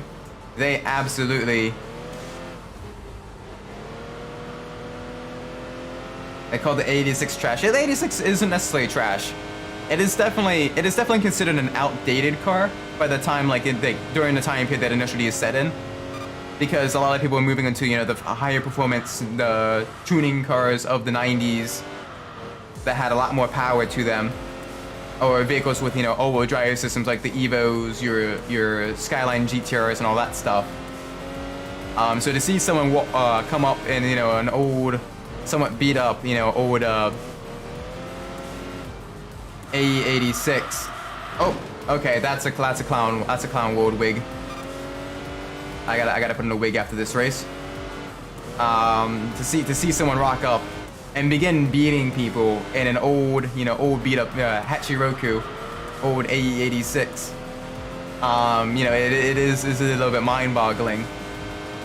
So when people expect that, they expect something like it's, you know, heavily modified, and it is underneath, but the outside body is still, you know, covered in, you know, tofu stickers of like the tofu shop and everything. Like, it doesn't look like an actual street racing car. It looks very, very mundane. And most of the time, outside of them replacing with the carbon hood, they try to keep the outside looking mostly stock, so that, you know, people kind of underestimate the car, and it keeps them, you know, guessing as to exactly how much work has been done to the car. Camille Pajouar has a good front bumper. And it's got the yellow fog lights as well. It's really, really cool. And it's become iconic now, but it's very. The entire purpose was to show it as like the beat up tofu like cheese. Kind of. The tofu is a little bit different. Have you ever had tofu? It's actually really good, really enjoyable to eat. When I used to. Yeah, I used to hear a lot of memes about tofu like not being all that great, but when I first tried it like a couple years back, it's actually really, really good. Especially when it's like in like a stir fry with a lot of like your Asian style veggies, like your shredded carrots, your baby corns, your water chestnuts, and broccoli and all that stuff. And you stir fry that in with the tofu and a little bit of soy and teriyaki sauce. Oh, it is so good. Very enjoyable, very tasty. I actually like tofu quite a bit, but I usually like my tofu a bit on the firmer side. I don't like chewy tofu. I usually like so the grocery store where I get my tofu. Yeah, seriously, tofu. It's a cheese to give me. It's actually like a bean paste or something like that, but it kind of has a consistency of cheese a little bit. Like a mozzarella cheese maybe. It's still really tasty. Very, very, very, very tasty. I got car is a little bit later. Let's get the props back on. Yep. Hi there, nose. Uh-oh. There we go. And then we got the clown wig. Time for clown for time. Looks like ice cream. It doesn't quite taste like ice cream. It's a bit more meaty, savory in texture. Oh gosh, how this always on top. There we go. Perfect. Like ice cream tofu. It is a bit chewy in texture, but it's definitely sort of like a meat replacement that you'd use it for. So you'd use it in like stir fry or like other cooking. I wouldn't recommend eating it like ice cream. That would be very, because by itself, it's got a slightly savory, slightly salty taste. Back to Mr. Clown. Yep. Clown World. Honk honk. Ooh, the high performance sedan race. Any vehicles here? Nope. Okay. No vehicles there. The rear wheel drive limited race. No vehicles there. Lovely. Mirage Rally. What do we have here? Up against the TVR tomorrow. Alright, Pacific Challenge. May as well have a fairly difficult race up against the Corvette. Should be fun. Get to go back to San Francisco. Hey, if I'm gonna be looking like a clown, may as well, you know, fit in. Sorry to any San Franciscan watching. I'm making a joke, of course. I'm a clown. I make lots of jokes. My driving is a joke. I don't understand. It's gonna be dead. I mean, you know, you win. You know, it's a business. It's a nice kind of calm business. You get to make tofu for the customers. You know, owning a business is always something I've kind of wanted to do. And granted, I'm still young, so I may still get the opportunity to, like, you know, set my own business and everything. He's not a web job. He's just Well, he's you know he's getting older. He wants to retire and all, or not necessarily retire, but he wants to, you know, get away from the street racing life. He wants to kind of, you know, live a quieter life. He's got a son to watch out for. And you got to think, street racing itself is very illegal and very dangerous. You know, you're racing on very tight mountain passes. You could very easily fall off. You could, you know, get seriously hurt or worse. So, you know, wanting to slow down with age and open up your own sort of tofu shop up in the mountains, you know, still be close to where you had a lot of fun memories. But, you know, kind of just enjoying the slower life, owning your own business and everything. Like, that would be that's still a very admirable, you know, very admirable quality, you know? Because especially, he's got a son to look out for. He's got to make a decent amount of money. And street racing itself, you know, you're paying for modifications, you're paying for keeping your car maintained, you're paying for any damages that you accumulate. Like, racing in general is very expensive. And without any, like, major sponsors and anything like that, street racing is usually a little bit of a money sink. Even if you're going to be doing, like, high stakes gambling and everything, street racing is a major money sink. But people usually do it more so for bragging rights than getting rich.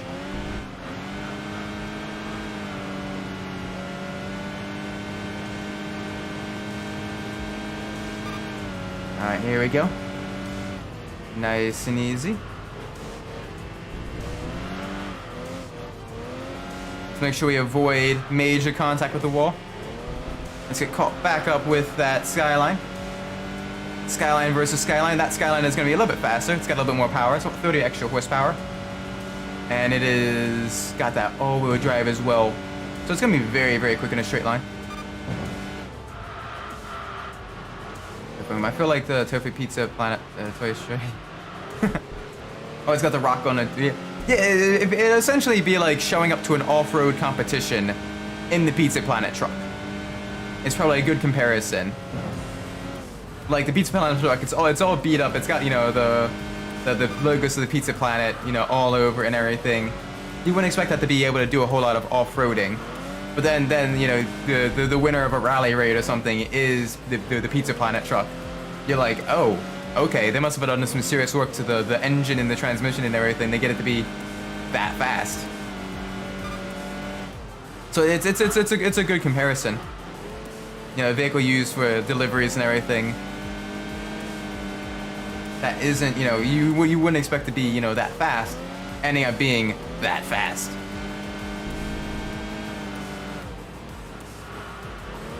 All right, nice and easy. We're dueling a Corvette in our Infiniti G35 sedan, the Skyline.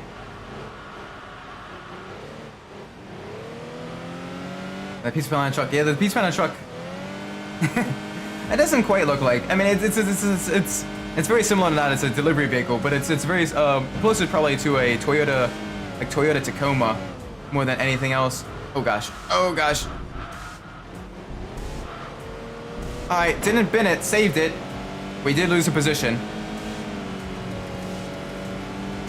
The Pizza Planet truck drifted Kina. That'd be very difficult because the Pizza Planet truck, it's got a lot of weight right up in the front. The rear is, with a lot of trucks, the rear is very lightweight, so it'd be very easy to spin it. So you have to be very careful trying to slide around a truck. Plus, also, it's got a higher center of gravity with it being higher up, so it'll be a little bit difficult.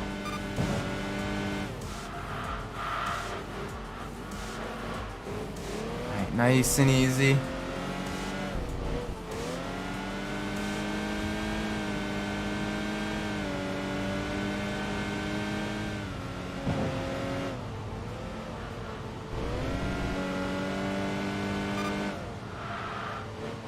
Gotta watch yourselves through here. Make sure we get very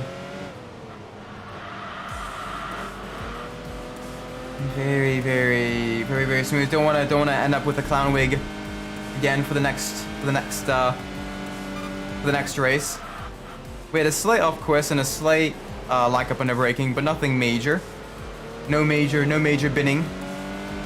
No major off-course excursions, nothing like that. Minor corner cutting. Nothing too bad. As long as we can keep the car nice and clean through here, we should be good. I do not want to wear the clown wig. The clown wig is very itchy. It's getting a little bit hot under here, a little sweaty.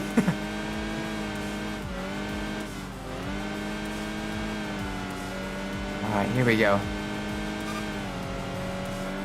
Fun fact: the VQ engine that's inside of this Skyline right here, it's a similar VQ engine to that used both in the Nissan GTR as well as in the Nissan 350Z.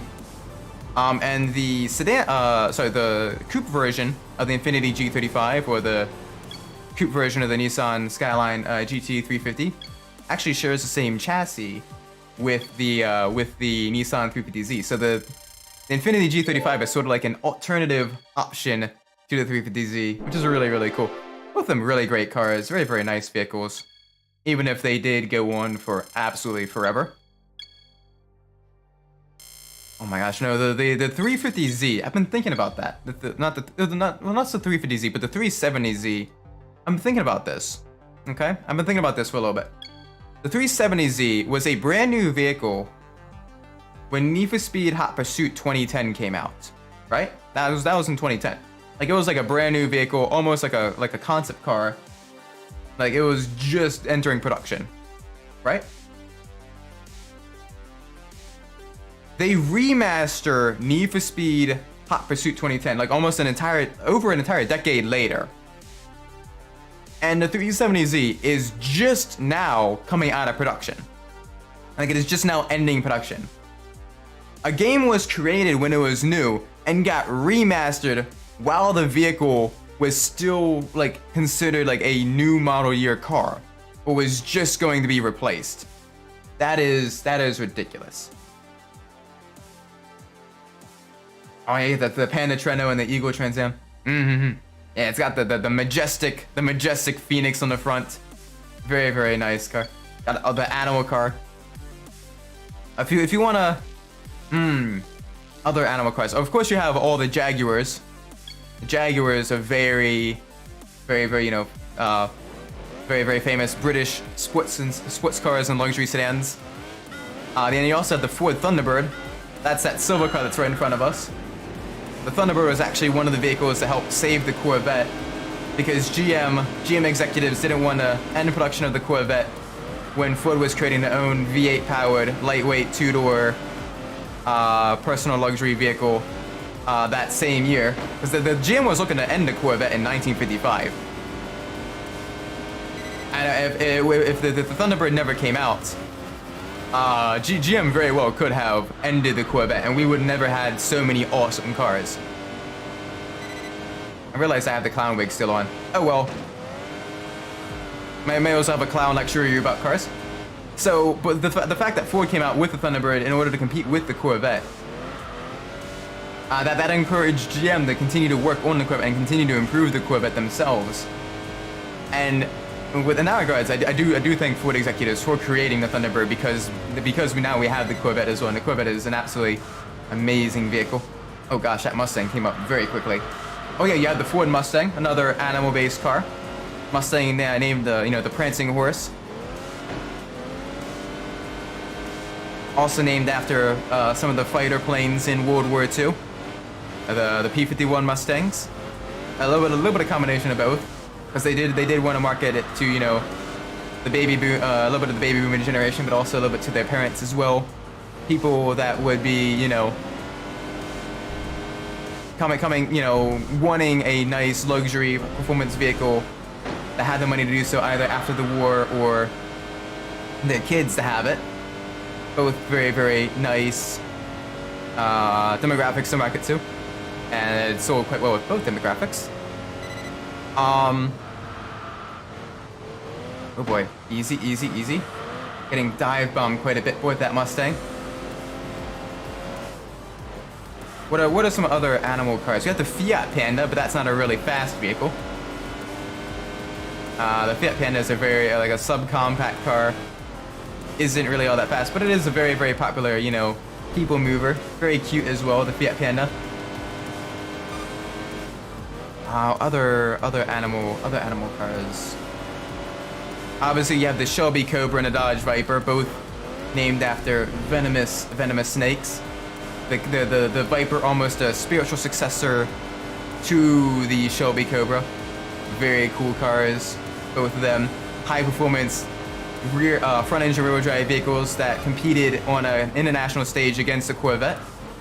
And it's cool that the Cobra may potentially come back as well.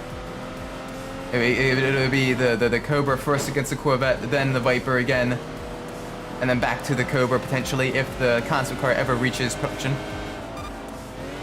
And the Shelby Cobra concept is in LA Remix as well. It's a really cool car. I do like sort of the new edge styling on it. Very, very nice. Very beautiful car as well. It's a shame it never made production because it could have been another beautiful sort of high performance American vehicle during that time period. But unfortunately you had the financial crash of like '08. People were still reeling from that, so Shelby America was not really able to make their own vehicle during that time period. It wasn't a good time for them to make it. So that project got shelved. But it's still really, really cool. And Shelby, they're famous for the Cobra, but they've made, you know, a lot of custom Mustangs as well, and they've also made quite a bit of a few other vehicles too.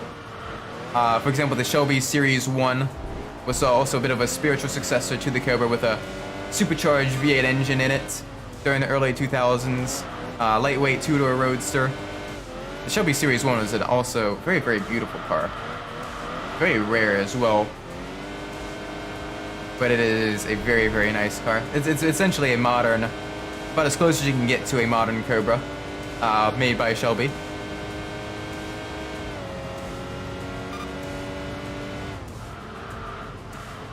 All right, here we go. Easy, easy, easy. We're keeping pace with that TVR, which is very impressive, because the TVR has got an extra 100 horsepower, and it's about 300 to 400 kilograms lighter than we are. It is a very, very lightweight vehicle, and we're right up with it, surprisingly. We're having a very good race, despite being a much slower vehicle. With the Skyline here. Very, very kind of squishy car. The suspension's still a little bit soft. I'm getting a lot of body roll. I may want to stiffen up just a tad, but I don't want to lose any stability. Because if I bin it, then I gotta wear the clown nose and clown wig again for another race. So far though, we've had a very clean race. Very long race, but a very clean race as well. This should definitely help us level up our vehicle. Very easy there. Ran just a little bit wide, but nothing major. No major binnings.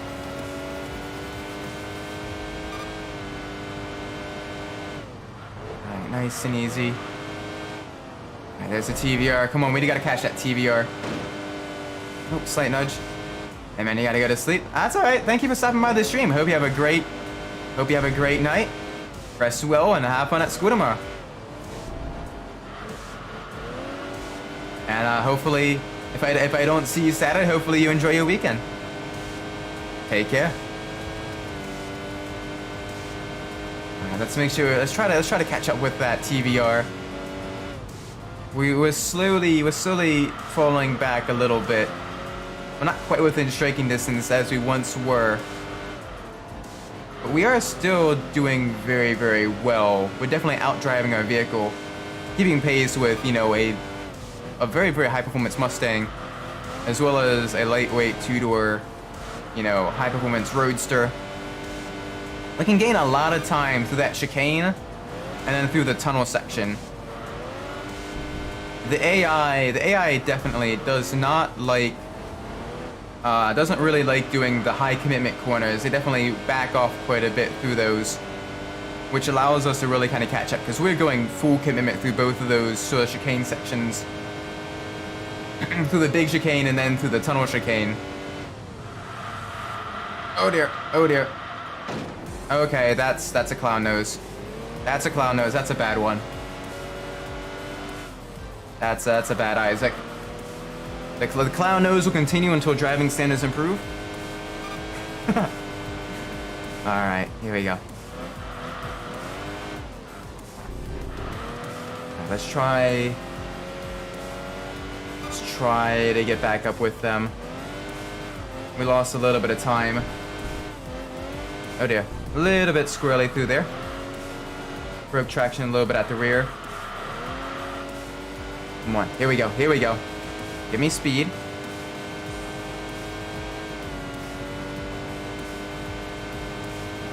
Oh yeah, they're definitely beginning to pull away now. A few mistakes on my end. Yeah, we're definitely falling off the pace just a tad too. Can't blame that on tire wear. That's just us. Gotta go just a little bit faster. Get it back in the 50-second range. The 50.2 as well, as opposed to the 52-second range. Easy. Keep the speed through here. Because when we're on the 50.2 second range, that definitely allows us to catch up with them just a little bit more. Slightly, ever so slightly. Not enough to catch them up by the end of this race, by now. Unless I make a major mistake. But it is very important that we continue to improve our driving. We definitely want to make sure we drive the car to the best of its abilities. Keep the speed up as much as possible. We're doing a half-decent job at that. We're keeping them from going too far ahead. The Mustang is still not quite 7 seconds ahead. And we are gaining time through the two chicanes here. We're getting a lot of time through there. That Mustang is quite a bit more powerful. Both the Mustang and the TVR are well within the 300 horsepower range. Whereas we are in the 260-ish horsepower range with the non-GTR Skyline, basically the Infiniti G35 sedan. Oh, we are slowly reeling them in though. Ever so slowly reeling them in. Come on.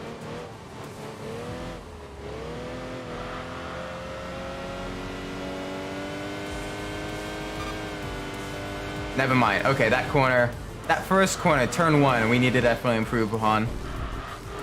Because we lost nearly a second there. That is not how you... Obviously, we're doing something wrong in that corner complex.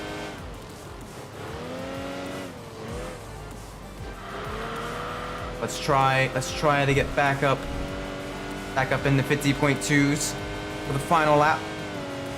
A good third place finish, good mid-pack finish. Points finish, be very nice. 50, 51, not quite. Alright, that's fine. At the very least.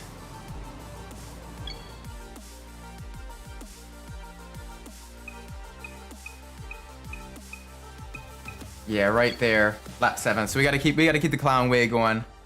Gotta keep the clown way going for one more race. Wasn't quite a clean race. It's unfortunate. Still got plenty of points though. That'll definitely help with the rankings. Very good. Good job, Isaac. Thank you, Isaac. Ah, yes. Alright, next race. Here we go. What do we have? King of the Iceman Cup? Absolutely not. Japanese car limited race. We probably unlocked most of the cars here. Yeah, we did. Tsukuba Circuit Challenge. Alright, that's an option. Nürburgring Challenge. Ooh, this is a very low one. So we have a chance. Ooh! Yes, please. We have a chance to win that 300 SL. I want to win that 300 SL. Yes, please. Give me that. The Gullwing Coupe.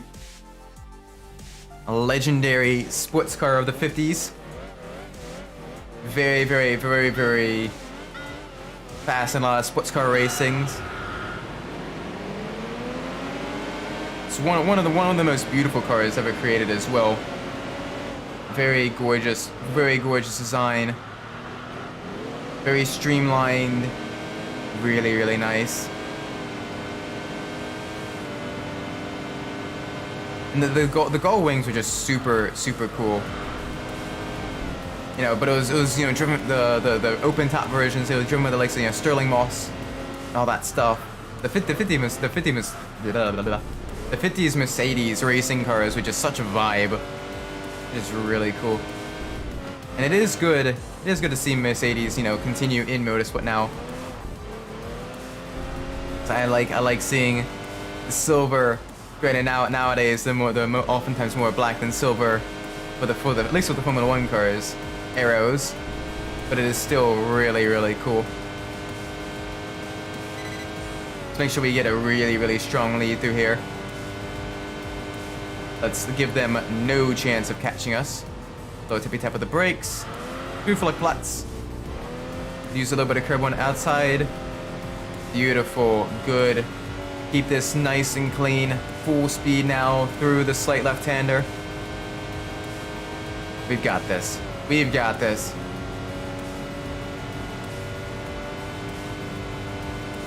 Alright, easy on the brakes. The car nice and turned in. We're being fairly heavy, a little bit sluggish. And this Skyline is actually treating us very well. The handling is beautiful. You know, it is very stable, but it doesn't quite understeer too much. It's just very enjoyable to drive this car. I'm having a lot more fun than I thought I would with this. There we go. Wait a second. Did we have 7 gears?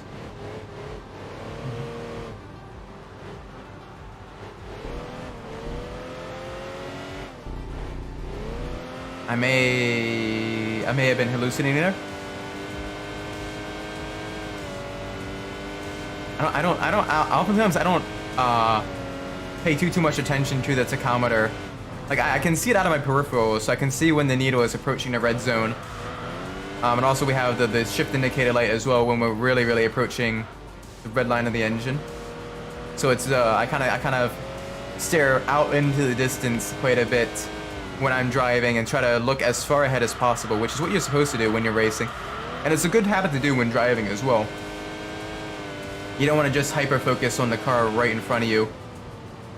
You definitely want to keep your focus on where you want to be going as far ahead as possible. Because that means, as well, when you're doing regular driving, especially highway driving, you can keep a lookout for like brake lights ahead as well. If a lot of people are slowing down, you may want to begin easing off the accelerator a bit. Especially if like someone in front of you isn't paying attention, you know, you don't get caught too much up in the pile up. You can gradually slow down, as opposed to everyone sort of bunching up really tightly and being caught in the cause of a major accident. So if more people began doing that, they can definitely help help reduce the number of accidents on highways as well. But you definitely want to look as far ahead as possible while still being aware of your surroundings. So basically, way in the distance, slightly to the side, way into the distance again. You know, keep kind of scanning almost the horizon.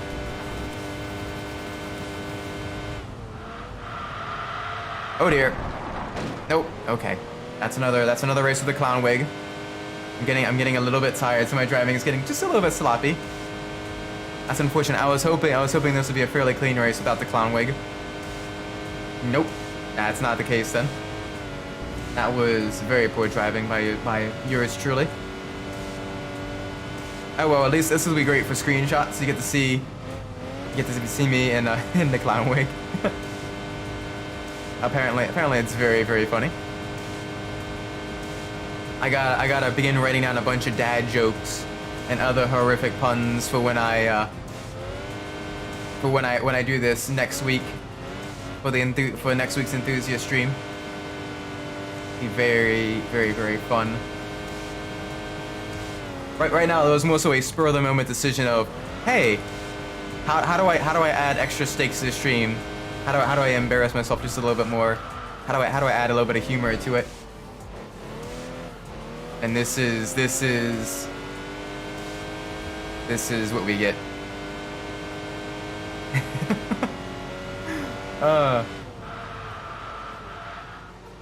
Alright, easy through the carousel.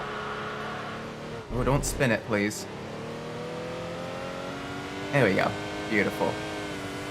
It's a shame as well, because it's always like one minor... I mean, I say minor, that would have ended our race. One fairly minor incident. And then the rest of the lap is like near... I want to say perfect, but it's like definitely very, very clean. So it's not like we're completely bouncing off the walls, but it's just enough to be, you know, just a little bit annoying. Gotta get that last... I forget what principle it was. But it's... It's 20% of effort to get the first 80% of work done. And then you use the remaining 80% of your effort to get the last 20% of the work done. I forget what the name of that principle is. Is that the Peter principle? No. What is... I gotta look that up afterwards. But that, and that's sort of the instance with practicing for, like, racing as well. Is it's very easy to kind of get some of the fundamentals down and kind of understand, you know, racing line, you know, looking ahead, racecraft and all that stuff, and get a general idea of that. And you could be a okay-ish driver, you could be a much safer driver than before, and if you didn't know any of that. But getting from being okay to absolutely great driver is where that last 80% of the effort comes from. And that is what makes it really, really difficult. Because you need to put in so many more laps. Like, if you put in like 2 or 3 laps on a track, you can do reasonably well. You can do okay. You can drive a track without being a danger to yourself or others. But, to be able to drive a track at 100% and like make no mistakes and get like the blazing lap time, that is where you need to do, you know, hundreds, if not thousands of laps on that track in order to really get it right. And that's what makes it just a little bit difficult. That's what also makes motorsport an art and a science. It's a bit of both.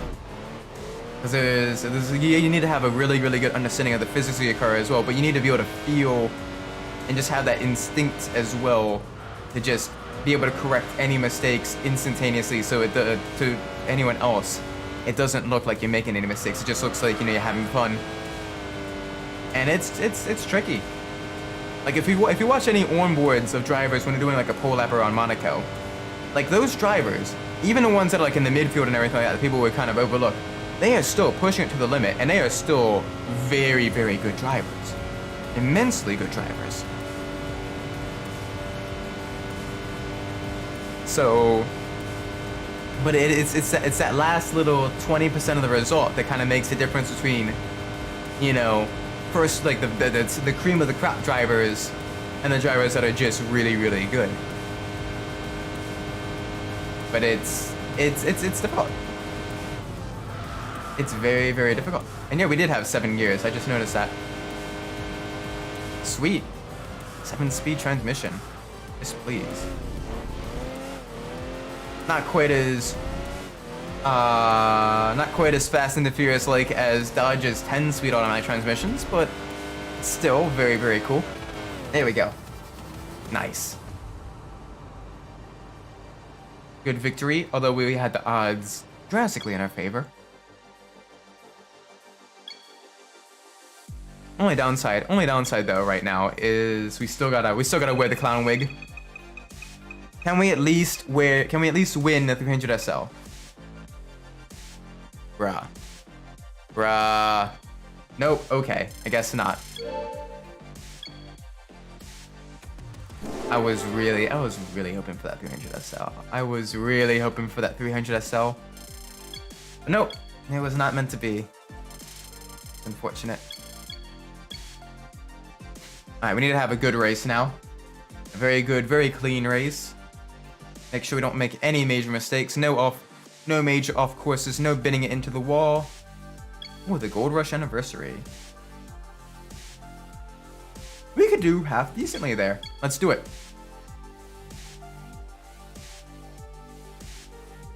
It'll be a longer race, which will increase our chances of binning it. But if we can drive smoothly, if we can drive well enough, I feel like we can do. I feel like we can definitely do decent enough to get a decent amount of points. and still keep the race clean. The 5th gear. Alright, nice and easy, nice and easy. Whee! Very smooth, the chicane. So far, so good. Let's make sure we keep our speed up. No major, like if we like lightly tap the wall, that's one thing. But if we like do like a major collision, or we completely lose control of our vehicle, then we have to keep the clown wheel going for yet another race.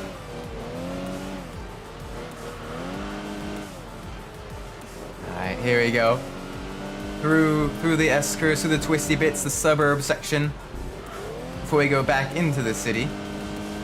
We're doing really well though, despite being starting right at the front, which is usually indicative of you having the slowest vehicle. Like, we're doing really well. That Lotus Elise is nowhere to be seen. Expecting them to definitely challenge us for position. Got the R33 Skyline behind us right now as well.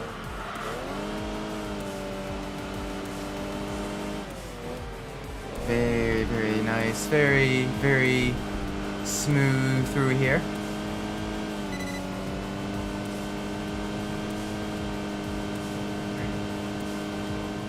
Alright.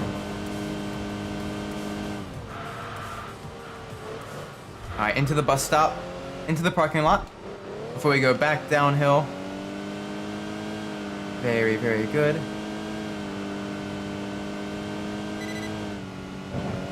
Yes. Give me the speed. Alright. Beautiful. Beautiful. Thank you, game, for not letting me completely wreck my car. That was very high commitment, very high risk. I definitely was going a little bit faster than I probably should have for that corner. Definitely being a little bit too aggressive, but we managed to make it work. Alright, clip. There we go. Boom.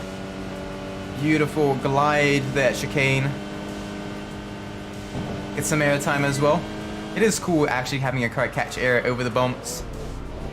Oh, that GTR behind us though. Skyline versus Skyline. Can we beat the GTR and a non-GTR Skyline? It's got more power than us. It's a bit lighter than us as well because we're in the sedan. Alright. Tightly through there. Alright, we did a little bit of a dive bomb. Oh man, battling for position. Beating and banging each other. I'm gonna do a cutback. Oh, you closed me off. You did a late apex there. Very smart by the AI. Ooh. Hey. Where did that Tame Kyra come from? Had a slight brush against the wall there, but it's not too bad. Alright, we need to get back up into at least second. We can overpower the Kami Kyra, the ZZ1 on the uphill. It's a shame they haven't made the ZZ2. The ZZ2 was going to be an absolute beast of a car. Speculated at over 500 horsepower with an all-wheel drive system. Would have been a really cool supercar that could have probably rivaled against the like the Murcielagos of its day and everything. At least we get to have it virtually immortalized. Oh, do not hit the brakes on a straightaway. Just see that. They brake checked me. They got brake checked there. Wow. That is big sad.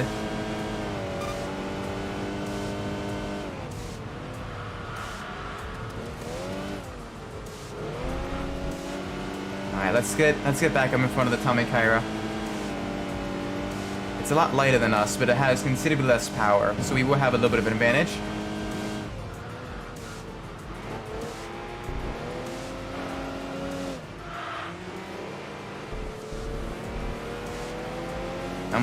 Come on. We've got this. We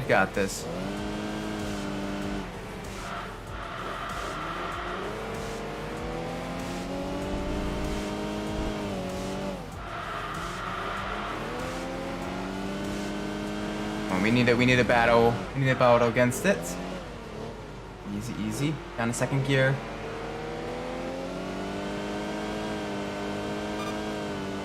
It's very, very smooth when upshifting as well. We don't really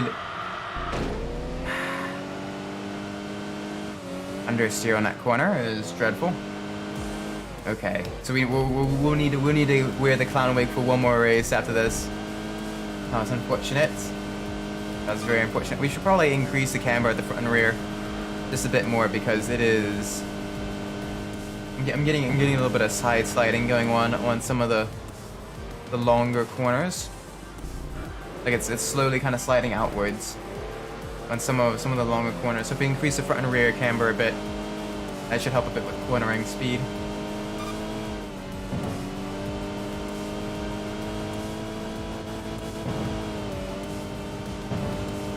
Alright, heavy on the brakes. Alright, we didn't lose it, but that was definitely not great. Very, very slow through there. We got 2 laps to go. Thankfully, 4th, 5th, and 6th are way back there. We should be able to beat them.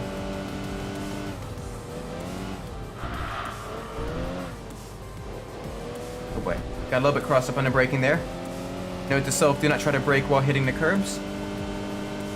That'll really get your car crossed up. Thankfully, managed to save it. Good, decent car control by yours truly. All part of the plan. Want to kind of keep you guys on your seat to see if I bin it yet again.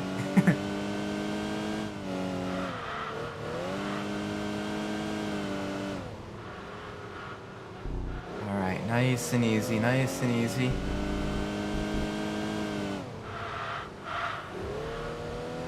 We do not want to bin it on this corner yet again. Through the hairpin. Tight line. Accelerate out. Use the power, use the B6 power to our advantage.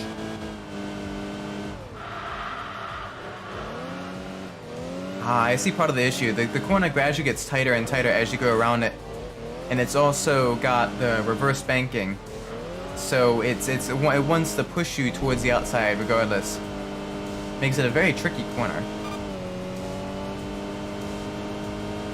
It's a very, very tricky corner.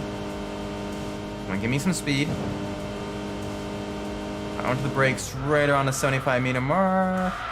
Nope, nope, nope. Yeah, okay, that was bad. Brake just a little bit too late there. At this rate, we're definitely wearing the clown wig, the clown outfit. One more race after this. Oh, jeez.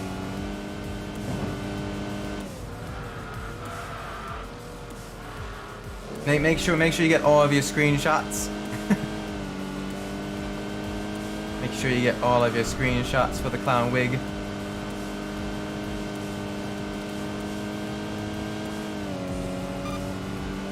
There we go.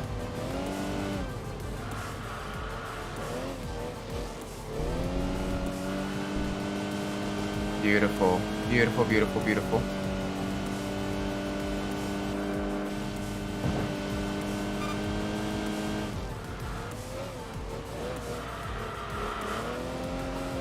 Alright, we gotta watch ourselves. We gotta make sure 4th place is catching us up just a little bit. We have been going just a little bit slower.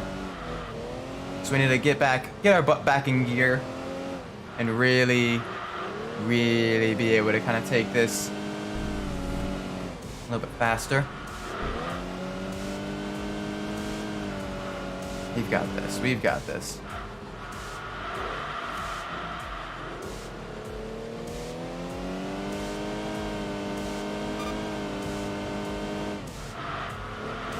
Easy. Oh, what is that lime green car behind us? Is that a Stratos? That is a Lancia Stratos, it looks like. I don't even remember what cars were in the race. The race is going on for a very, very long time. Should be good for leveling up the vehicle, though. It looks like the Stratos. Regardless, I am not going to let it pass me. Use a little bit of the curbs here. Get it going around the corner. Come on, speed, speed, speed. Give me the speed. Here we go, here we go. Come on. We cannot lose 3rd place. We want to at least get a podium position. Oh dear. Alright, Kansai drift too. May as well. Use the momentum of the car as it's slightly turning to the right there a little bit. Shift it to the left, kind of slide around the corner. Rear inside wheel is losing just a little bit of traction. Kind of getting lifted up a little bit as we're going around. Oh no, it's S2000. Okay, we managed to beat that. We did half decently. We did pretty good. Granted, we did have a few minor bending it here and there. Okay, good. The car is leveled up. Nice. Beautiful. Give me more tires.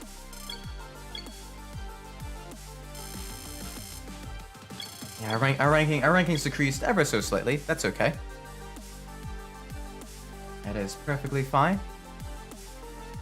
All right, next race. Here we go.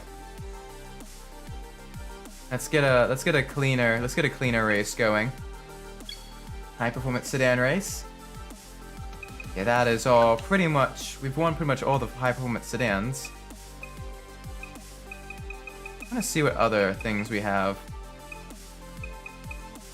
Marco Strada challenge. I haven't raced at Marco Strada in a long time. And we have a chance to win a DMC DeLorean. Let's see what other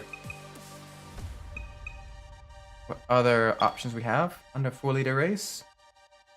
Yeah, nothing there. All right, Marco Strada it is. Fairly easy race, 3-lap race around Marco Strada. I do wish the game mixed up the tracks a little bit more amongst the higher and lower ranked races. But I do want to at least get the DeLorean. Hopefully we can get the DeLorean. DeLorean is such a cool car, even if it's not all that fast. It's just really nice because it's got the gull-wing doors, and it's got, oh gosh. All right, let's be smart here. Let's be smart here.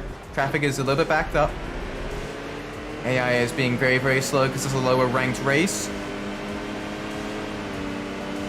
All right, let's go around the outside.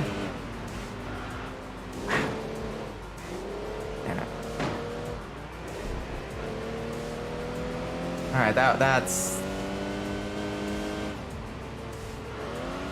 another race with the clown wig. Ah, pain. I am going to be eternally trapped as a clown at this rate. I gotta stop clowning around. Need to get a lot of cleaner races going on. I tried to take avoiding action and I went way too wide there. But that's still my fault. That would have been a race-ending collision. At the very least, it would have heavily damaged this car. Would have severely affected the race. Which is a shame because I can normally drive this track like near, very smoothly. Two-wheeling over the curbs.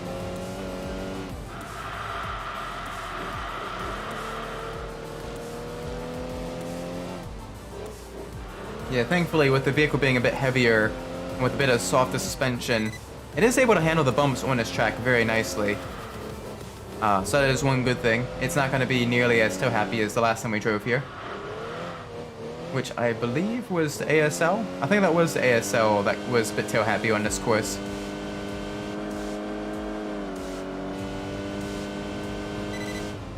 The drone of the naturally aspirated V6. This game usually this car sounds pretty good, but some of the V6 cars definitely do sound a little bit lacking. Especially because there are some V6s that sound absolutely amazing, but this just currently is not it, Chief.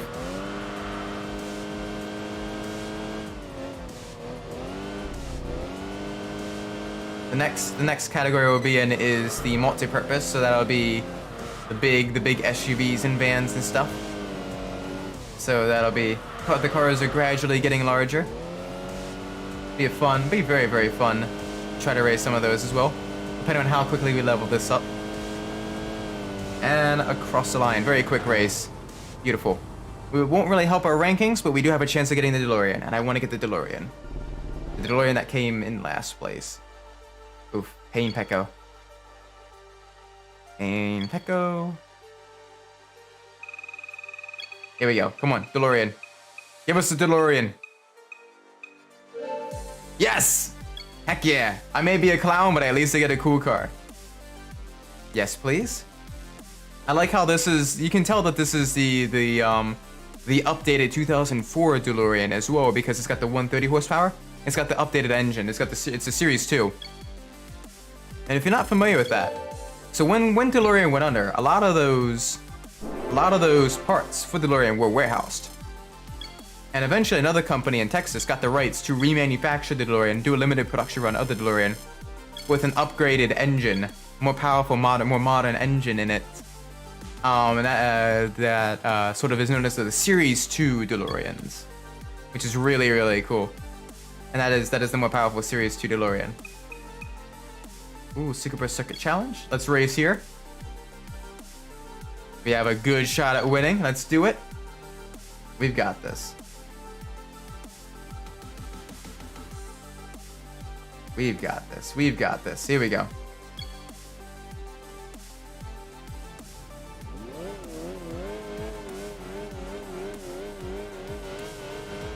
Three, two, one. Let's do this.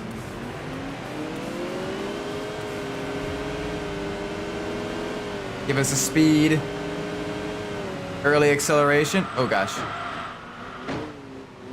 Brakes still aren't this car's specialty, so we need to brake a little bit early because the car is fairly heavy. Got the Lotus Elise on the inside. Let's slot back in behind that.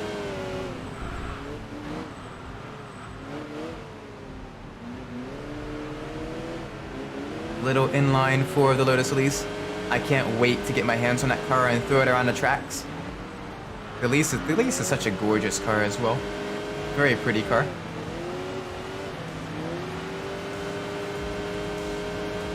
I especially like the first generation Elises. Those are really, really nice looking because especially they're even smaller. But they're a little bit rounder as well, which I like. This is really, really cool. Especially the Elise Sport 190s. Oh my gosh, those are really, really nice. Alright. Raise the brakes. Run just a little bit wide, that's okay. Not quite bending it. We can take a slightly different line that emphasizes exit speed on that corner.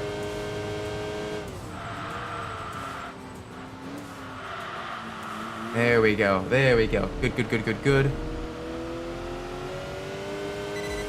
Very fast through here. Good, we're pulling well ahead of the rest of the opponents.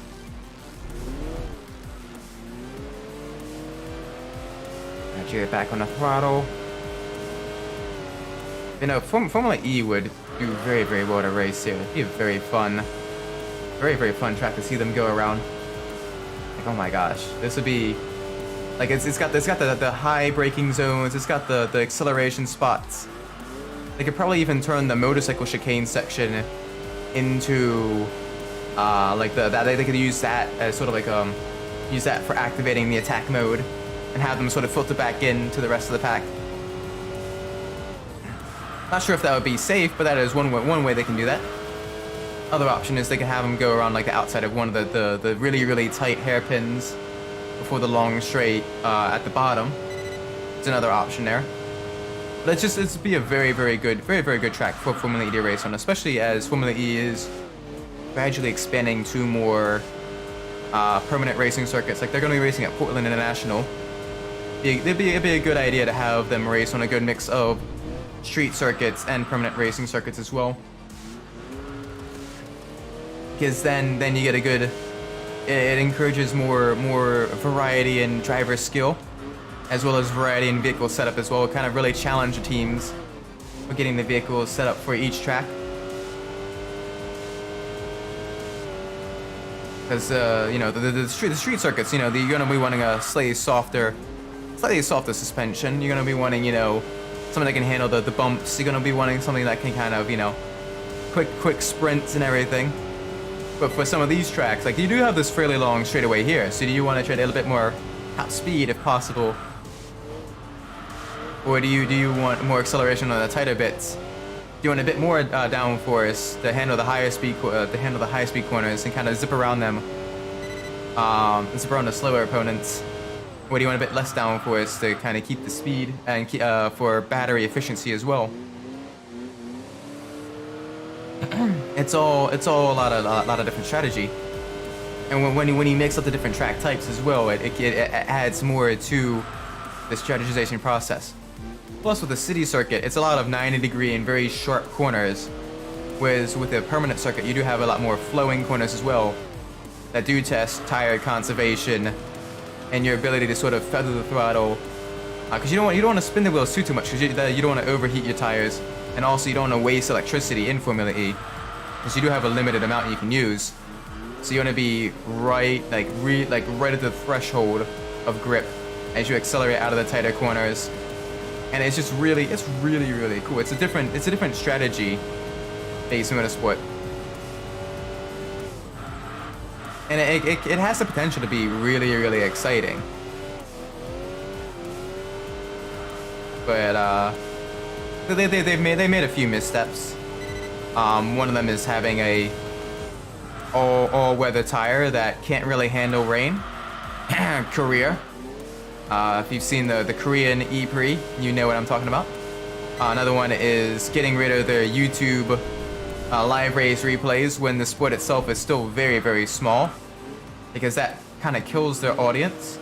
Even if they kind of want to go more towards like a streaming service or going more towards cable and everything, having people watch the YouTube videos and running ads on that is still a good idea as well, because that allows you to sort of build up your market, allow people to actually see the races, especially newcomers that aren't going to be paying for a subscription service or aren't going to take time out of the day to schedule around like a live showing of a race. They can sort of watch it whenever they stumble across it. So those are the two big missteps that Formula E has done. But I'm hoping they kind of go back on both of those. That'd be really nice, I think.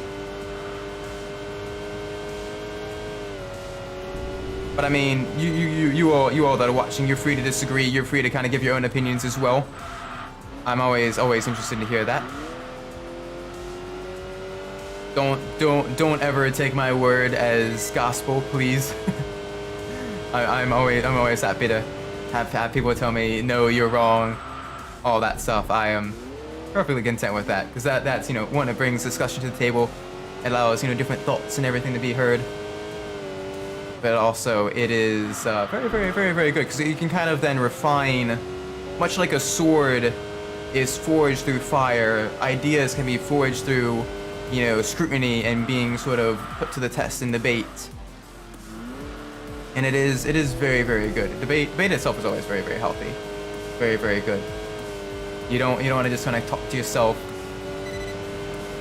and just have everyone a bunch of yes men nodding their heads, because then you guys would be the clowns, and I even though I wear the nose and a wig, you guys would be the ones being the clowns if you just yes, good job, good idea, Isaac, perfect idea, Isaac, yes, perfect, yes.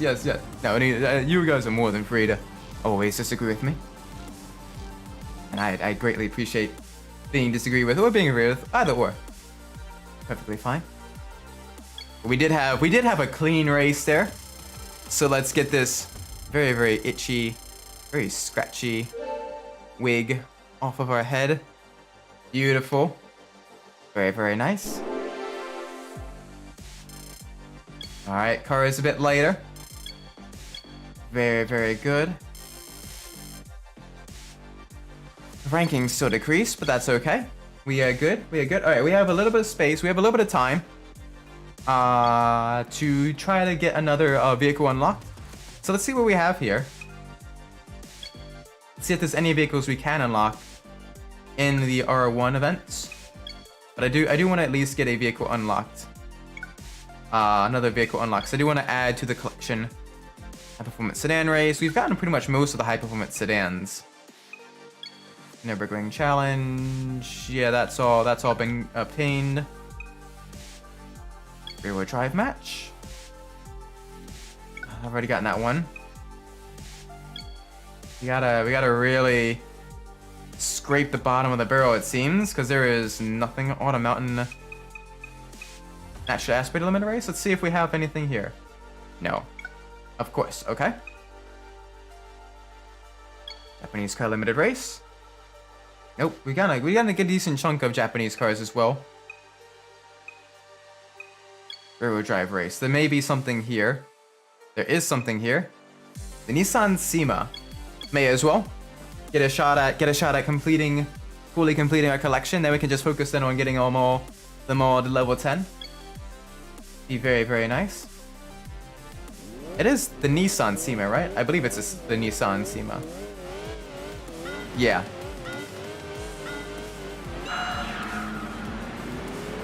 Come on, give me some speed. Thread the needle between the Camaro and the Sima. Less beautiful because we got dive bomb the Integra type, not the Integra, the AMG. I saw a flash away in my peripherals and I'm like, oh, that's a DC2 Integra. Nope. That's an AMG. Very, very long boy. For a two-door car, very, very long. We will return the favor, dive bombing them underneath the Dunlop Bridge. There we go. Give us the speed, give us the lead.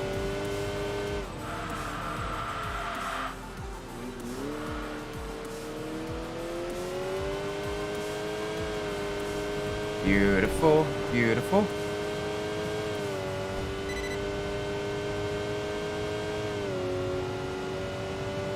Alright, get onto the brakes. Slowly trail brake into the wide sweeping corner.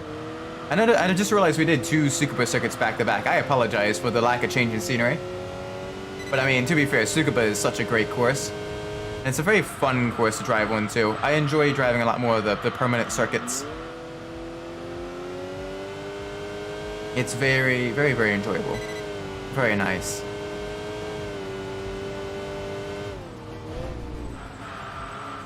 Third, second gear. Here we go.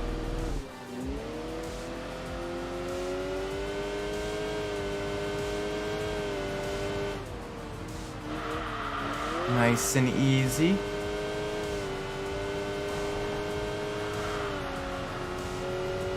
Gotta make sure we do really, really well here.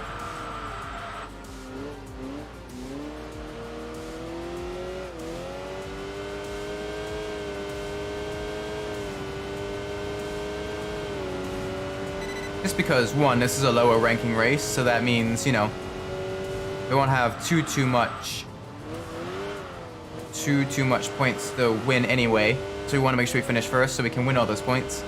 And two, the drivers usually are a bit slower, drive slower, lower tuned vehicles in the lower tiered races.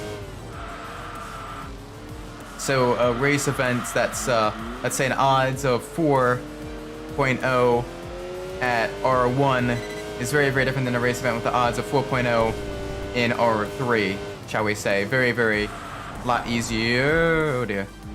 That wasn't too bad. Minor off-course excursion.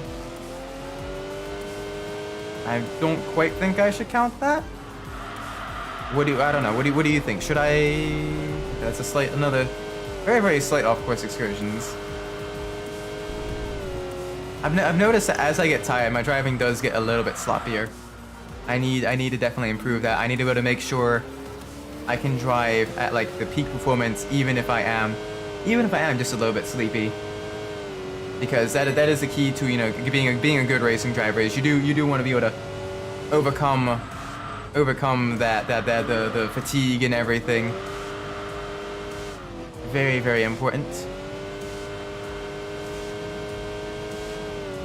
But it is also very, very, very key to being able to just kind of make it muscle memory.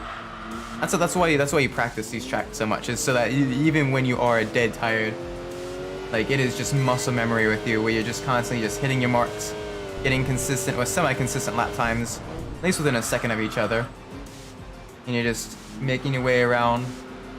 Very, very, very, very good data. Thankfully, Tsukuba is a very short circuit, so it's very easy to memorize the key points, the key areas. It's a very fun track to drive too. You get a lightweight sports car against other lightweight sports cars and everything, and you can get some really, really good racing going on here. Or like a Formula V. Formula Vs are really cool as well. Not familiar with Formula V. It's essentially an open-wheeled race car with a lot of the underpinnings and engine of a Volkswagen Beetle, hence Formula V for VW or Volkswagen. And it's a lightweight sort of grassroots racing class designed to sort of be like low-cost entry, low-cost motorsport. But still, because the cars don't produce any dirty air, they cut through the air. It is very, very close racing. A lot of battling, a lot of very, very tight pack racing for open wheel as well. It's very, very cool. Very nice. And because the vehicles use, very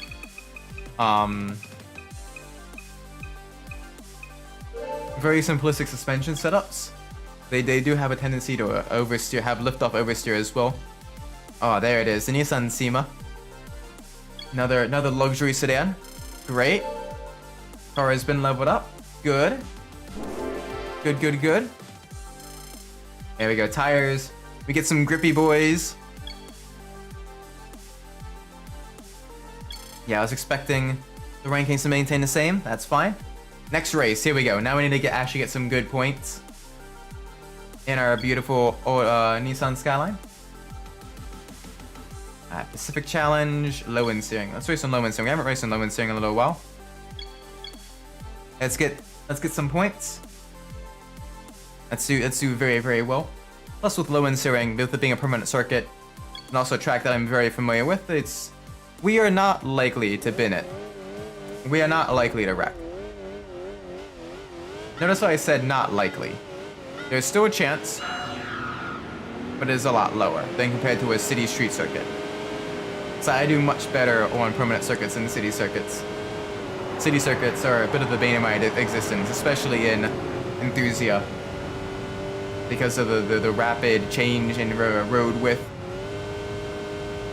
So it's a lot more difficult to kind of picture a line going through and carry speed through corners. Alright, easy.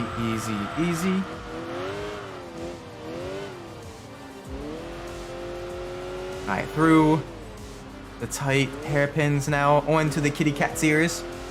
Because if you look at the map of the track, it does very much look like a little kitty cat. Cute little cat. On its ears now, we're giving it some ear scritches with our tires. Reminds me of my little kitty cat Bonzo. Garbanzo, she is an adorable little gray tabby, and she loves. Like most cats. You own them and everything. They're kind of like, oh, human, what are you doing? Okay, cool. I don't care. No, like this cat. I'm so glad we picked her when we got there when I shot her. She's an older, a little bit older cat. She's around like 5.5 years old. When we got her earlier this summer, or last summer. And no matter where either myself or my wife goes, she will decide to be there, and she'll just kind of chill next to us and just enjoy keeping us company. And she is an absolute adorable little bean. She's so cute. And even though before you get a cat and everything, you want to make sure get the toys, get all the stuff for them, get the bed. Get the bed for her, and while she does occasionally use it when we're not home, when we are home and when the wife and I go to sleep and everything like that, because we do need to sleep in regular times because both of us are working. Within like 20-30 minutes, we'll hear the little chirping sound of our cat as she is coming up the stairs, and she'll hop into bed and either lay on top of or next to one of us, and she'll just You'll fall asleep to the soft purring of Garbanzo, and she is so cute. Oh my gosh. But beforehand, I wasn't like I enjoyed animals, but I always kind of kept them a little bit at arm's length because I'm also very, very allergic to a lot of animal fur. So we kind of made a compromise and ended up getting a shorter hair tabby cat. And I also make sure I take allergy medication as well, which helps out a lot. Though it doesn't completely 100% get rid of the allergies, but it does help a lot. But having the you know, the soft warm little purring being next to you while you sleep, it is very very inducive to a good night of sleep. Very calming, very enjoyable. I really enjoy that a lot. I'm really glad we adopted her. And she is such a sweetheart. Like we've had both the my parents and my the in-laws come over as well. We've had my little sister come over, and no matter what, you know, she'll within like 20 minutes she'll like open up and be like, oh, okay, this human's cool too. Let me like sit next to you. Let me get pets from you. And she is like the cuddliest cat ever. Like other cats are like, okay, yeah, I will allow you to pet me. This cat is like, no, please, human. Like she will like nudge your hand and like she will occasionally like lay on your hand if you kind of like just kind of chilling on the sofa, watching TV or just just kind of relaxing after a long day of work. She'll come up and she'll like lay down and she'll like rest her head on your hand, and it is the most adorable thing. She's a good little cat. Best cat.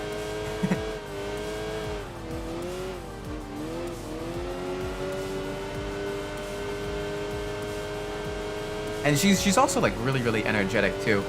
So like we have the laser pointer. I got the laser pointer just to the side of my desk. So when I'm not streaming and I'm working on stuff where I'm working from home, which I was doing quite a bit this week because I was very sick. Still, just a little bit, but I'm recovering quite a bit. I'm feeling so much better. I have the little laser pointer, so whenever she's down here, occasionally I have a chase the laser pointer, and she goes crazy for the laser pointer. She'll run around and everything. She'll do like all the spins, and it's so cute. And I do make sure to let her eventually catch the little red dot as well. And when she does, I give her lots of ear scritches. She especially loves having her ears scratched. That's like a favorite spot to be pet. It's just like right where the ears kind of like meet her head, like right in like that crevice is like apparently like it feels really good for her. Cause she'll stop everything she's doing and she'll just kind of like begin purring like really loud, and it's so adorable. And if you stop before she's like done, she'll be like, no, human. Like she'll come up in your lap and she'll kind of like brush her head against your hand. Like she's like, no, more, please, give me more pets. Nice. Very easy victory there. That should be very good. It should allow us to level up to the final level of this vehicle, hopefully.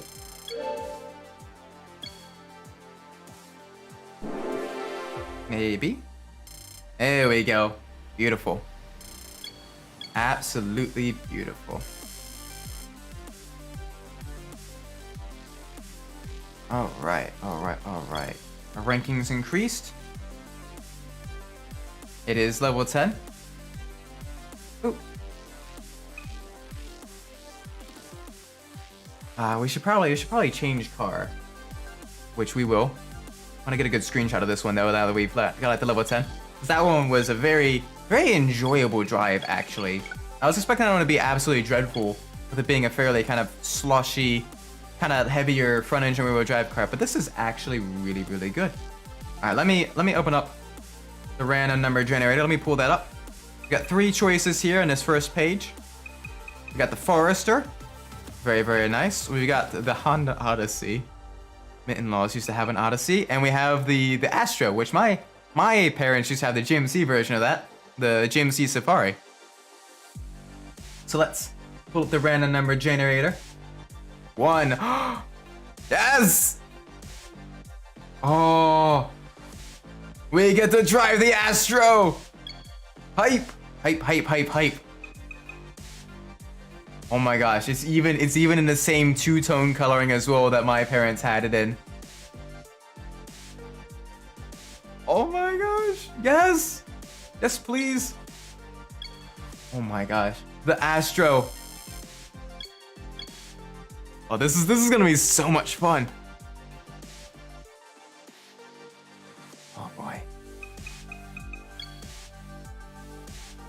All right, we do wanna stiffen up just a little bit.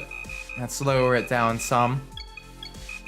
We do wanna stiffen it up just a tad.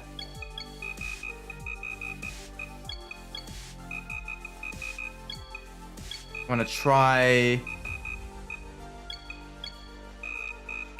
Dial this back down.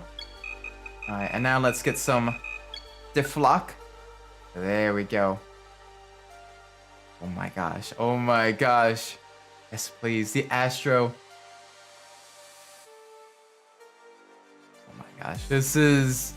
See, this is what I love about this game, okay? Is being able to drive like the cars that you wouldn't be able to drive anywhere else. Like the more mundane vehicles, and being able to actually race them and win races even sometimes against faster opponents. Like that is so much fun. I want to do this. What race should we do? What race should we do? Oh boy. Rev City Roulette. Astro versus Bugatti. Yeah, we don't have a chance. We have zero chance there. It's about knowing your limits as well. Ooh. This will be a bit tricky. Let's do it. Let us do it. Let us drive the Astro on low end steering.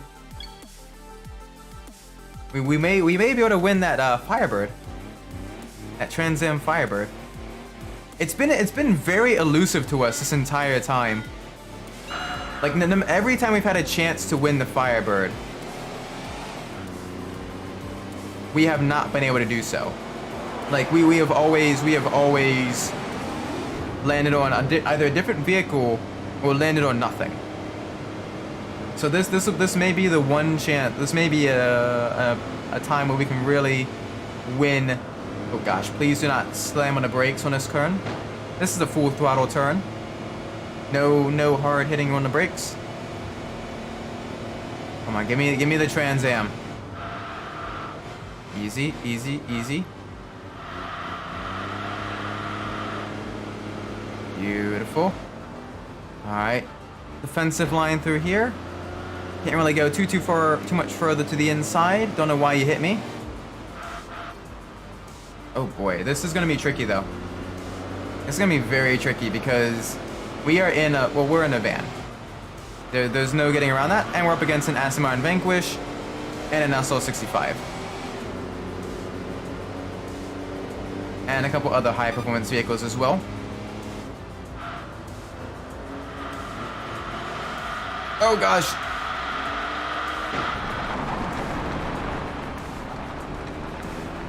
Yeah, that is deserving of a clown. That is deserving of a clown. But we don't have a chance there. Yeah, Hello, darkness, my old friend. I've come to talk with you again. Because a vision softly sweeping.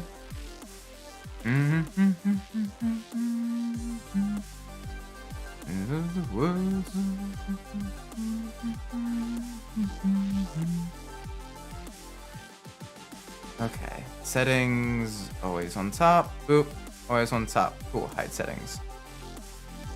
Let's get this props menu out of the way. Nice. Okay, that was dreadful.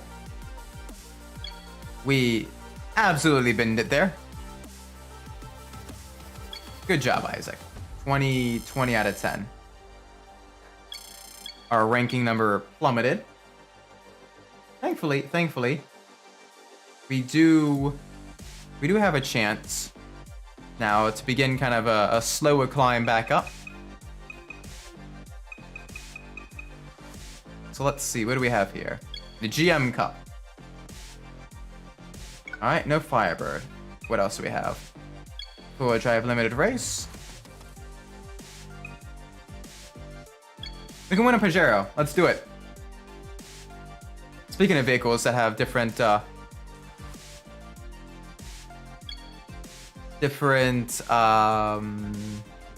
market-based names, the Pajero.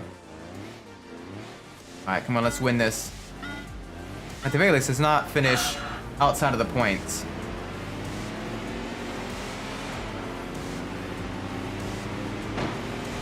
Really? You can't go around me. You're that impatient. You have to rear end a guy in a minivan. That is truly, truly sad there. Partially sad on the fact that this vehicle does not have the best acceleration. And partially sad on the fact that you are being very, very, very impatient. Please back off. I got a wide load here. Wide load minivan. Oh gosh. Okay, do not downshift mid-corner. That is going to cause a lot of heartbreak later in the future. I should probably get the car a little bit less set up for oversteer. Because the way it just snapped like that, that is not good.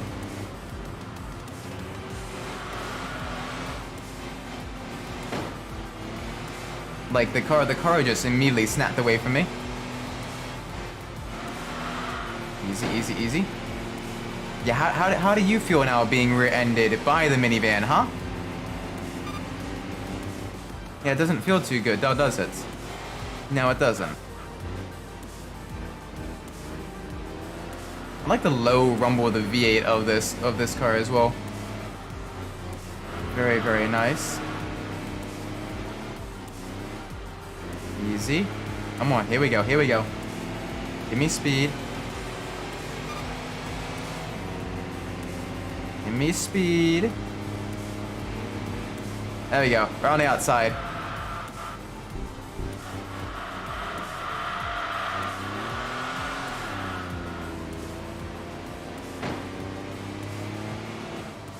Alright, now to run a defensive line. We can do this at any major spins, major collisions that cost us positions. We should be good.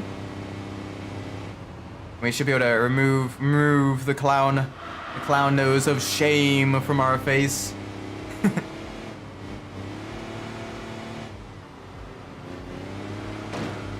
Ow.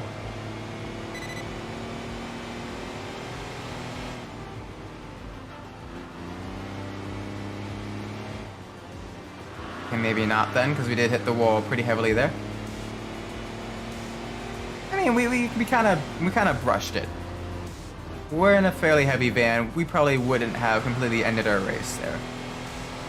That's an iffy one. That's a coin flip, I think. If we do that someone like that a second time.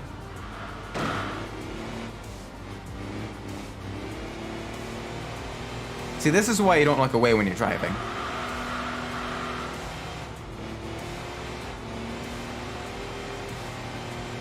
I don't know why I speak sometimes.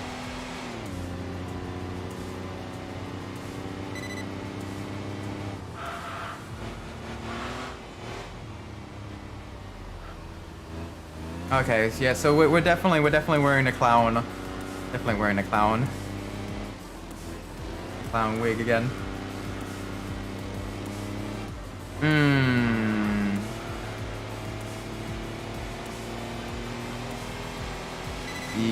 You and your big mouth, Isaac. You had to open your mouth. You had to be like, yeah.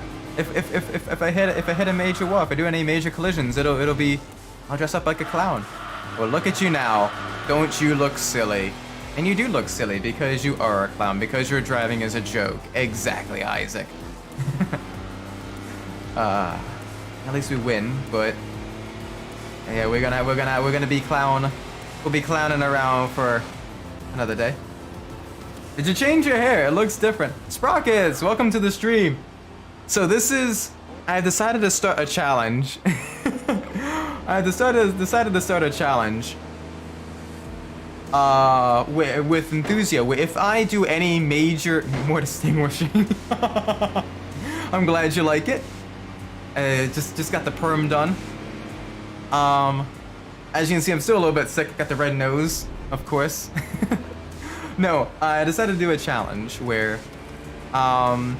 if I have a major incident during a race, so like I spin, I have a major off course, or like I have a major collision with a wall. The next race, I have to wear the nose and the clown hair.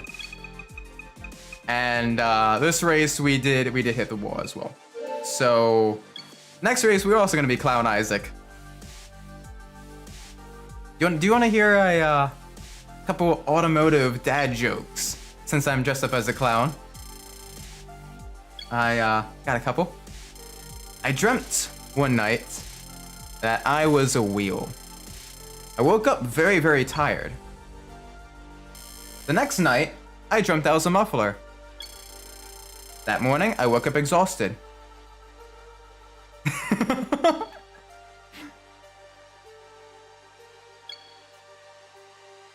You know, they say I'm addicted to drinking brake fluid, but I swear I can stop anytime. Oh, whoops. Wife has messaged me to keep it down just a little bit. Whoopsie daisies. Sorry. Sorry, dear. I'll keep it down. Alright, here we go. Well, we got actually a decent chance on this one. Bergenschutz. We also have the four-wheel drive limited race here. Well, we can win the Volvo. We can win the Volvo. Alright, let's adjust suspension just a little bit. So the car wants to step out a little bit when we downshift. So let's dial this back just a tad. Dial this back just a tad. There we go. That should help. Because we do want a slightly stiffer suspension because this is a very, very squishy van. Alright, let's do the four-wheel drive race. But it is good to see, Sprockets. I hope you're doing really, really well today. Hopefully work's going well for you and everything, and all the machining and all that.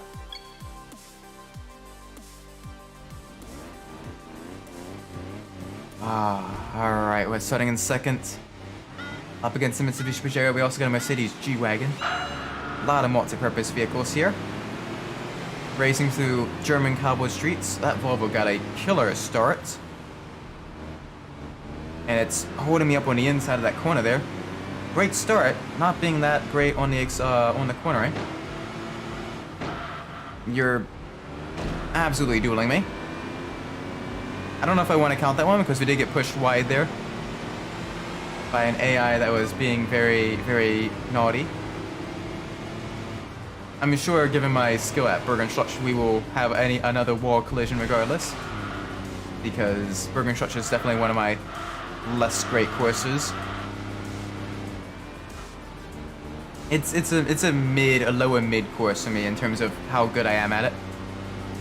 It's more so the tight hairpin section before the finish line that really kind of messed me up. This part here, the back road section, is very, very...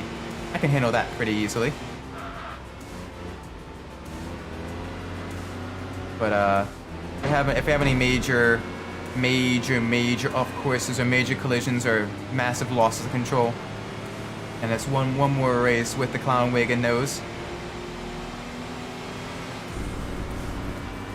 And if you feel like I'm not being honest, you feel like I had a big collision there, like outside of just like nudging another vehicle or a light tap of the wall or a few tires off the grass, and I should wear it again in the next race, you more than welcome to call me out on that. Keep me honest.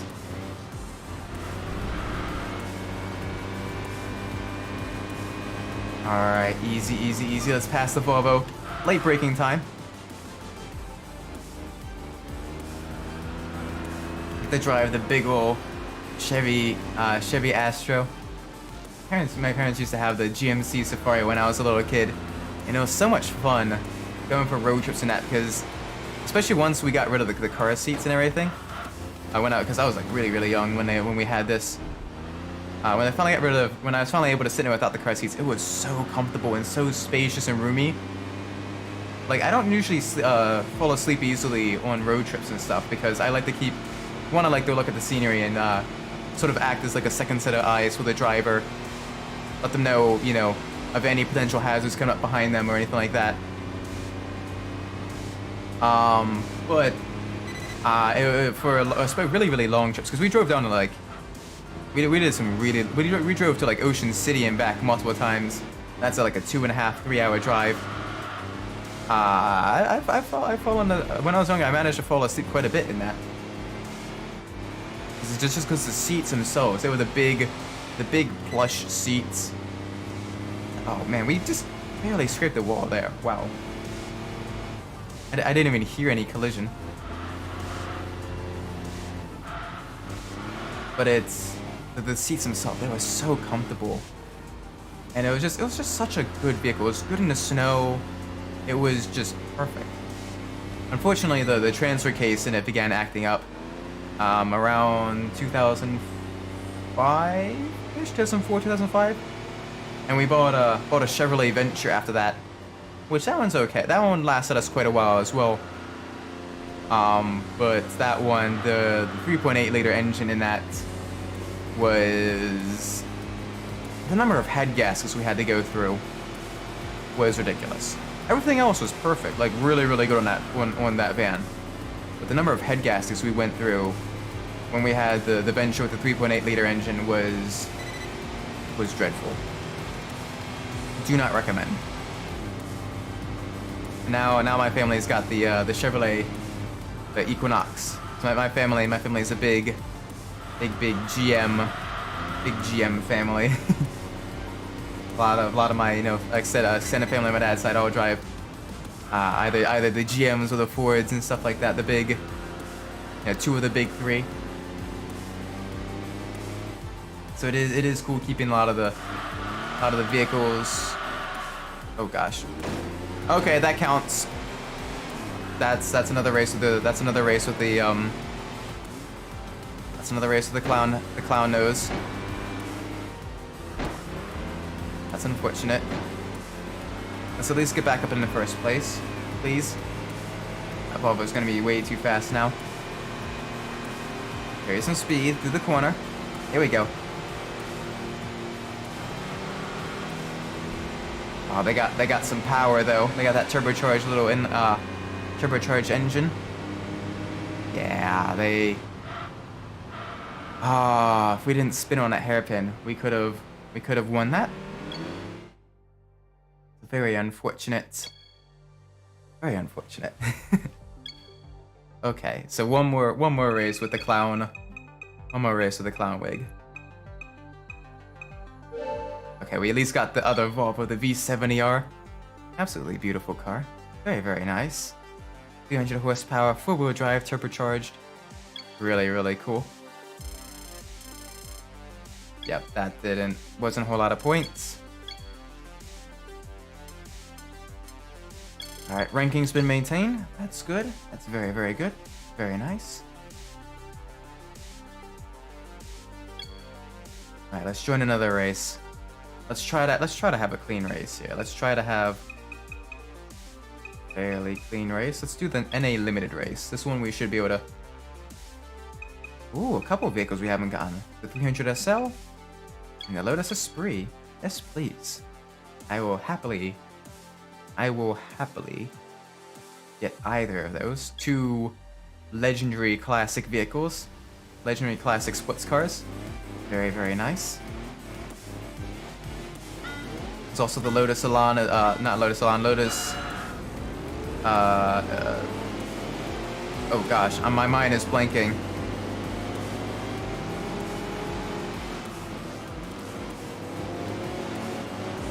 Lotus, oh gosh, this is gonna, the Europa, of course.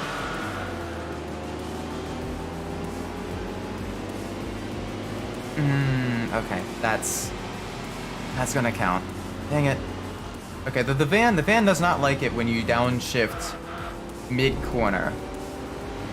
It wants to kick the rear out when you do that. So I gotta get rid of that tendency to do that and just carry speed with the gear that we're using and then just downshift on the corner exit.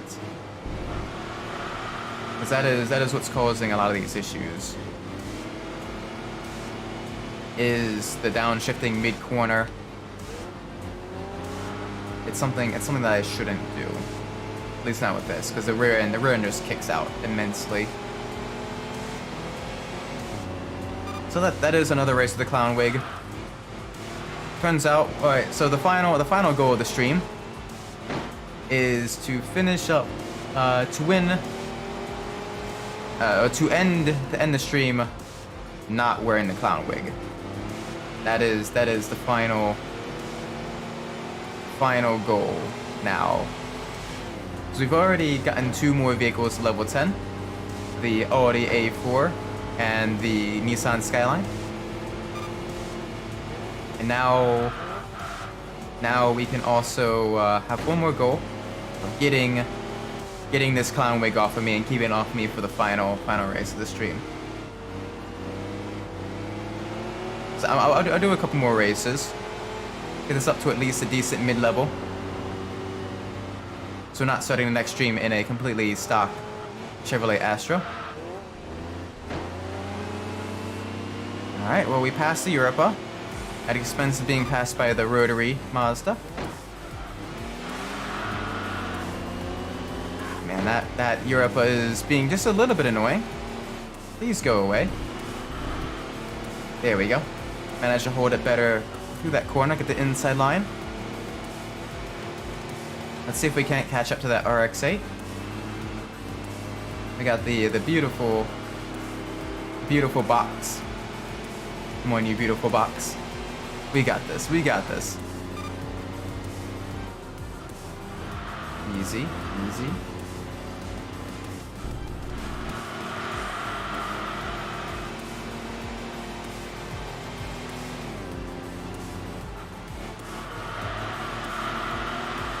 Come on.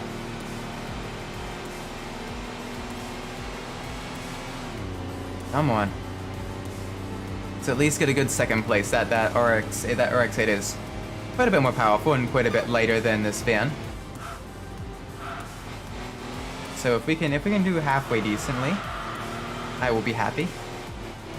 Because right now this van is definitely, while I do love the nostalgia value of the van, I also want to win some races, or at least do very, very well in some races, get some points, and not absolutely tank my ratings, or not absolutely tank my rankings. Okay, yep, that's bad. Yeah, next race is definitely another clown race. It's subtle encouragement to either learn a bunch of dad jokes or to clean up my act. One or the other. A bit of both, probably.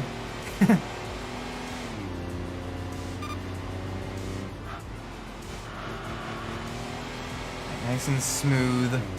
Gotta be very, very smooth through here.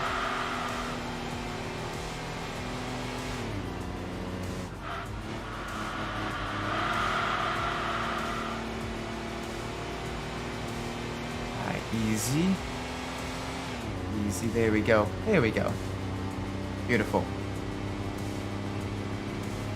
Alright, on to the final lap. We're definitely... I think got a decent shot at getting second place here. Oh, why did you do that, Isaac? Yep, downshifting mid-corner is... Well, we've established that is bad. That is very bad. So I'm just very happy I get to drive this. It's so much fun. Like, I wish more racing games had more of the more mundane or just quirky vehicles. It's just like where else can you drive like an old minivan around a racetrack against other opponents and potentially beat them? Like that is so much fun.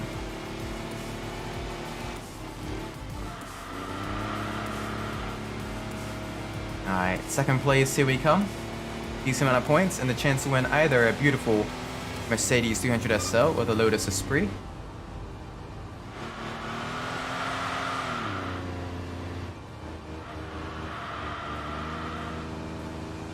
Plus also with the V8 of this engine, of the van, we do have a chance. Not a chance, but the V8 of the engine, it does have the torque to kind of carry us from the lower RPMs as well. Yeah, you gotta stop thinking like you're driving a lower displacement engine. You're driving a very, very big very torquey V8 engine. So, yeah, we shouldn't downshift on the corners.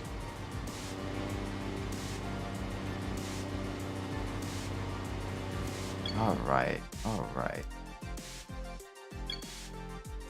Let's do 2 more races. 2 more races. Try to get the clown nose and clown wig off of us, and then end it that way. Beautiful. The 300 SL. Yes, please. The beautiful gull-wing coupe. Oh, look at that. That is nice. Oh, finally we leveled up as well. Good. Very, very good. Alright. The van's a little bit lighter.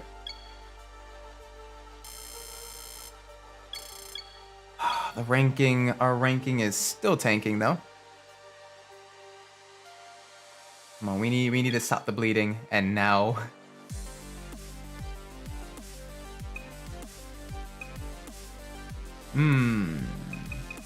What's this? The ultimate match? We're at a bit of a disadvantage. What up against? Let us a spree. So a mid-engine car versus an all-wheel drive car. It's gonna be tricky. Now, we don't have the speed though on that straightaway. What do we have in the Super Circuit Challenge? Corvette. Alright, what do we have here? What are we up against with the Dragon Challenge? City Turbo. For a drive race. We got a shot at that one. Let's do it. Let's do it. Come on. We really need to do well. A couple of clean races to really get the van upgraded. And to get the nose and the wig off of me. Oop.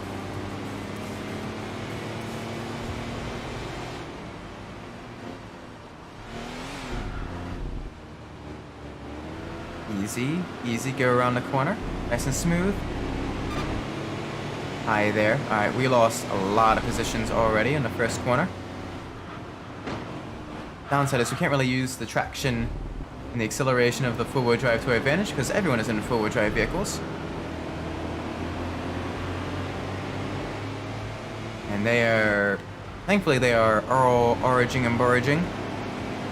So we do have a chance. If we duck into the slipstream of this Nissan in front of us, give them a little nudge. Oh, why are you going to the inside? Major moving under braking there by the AI.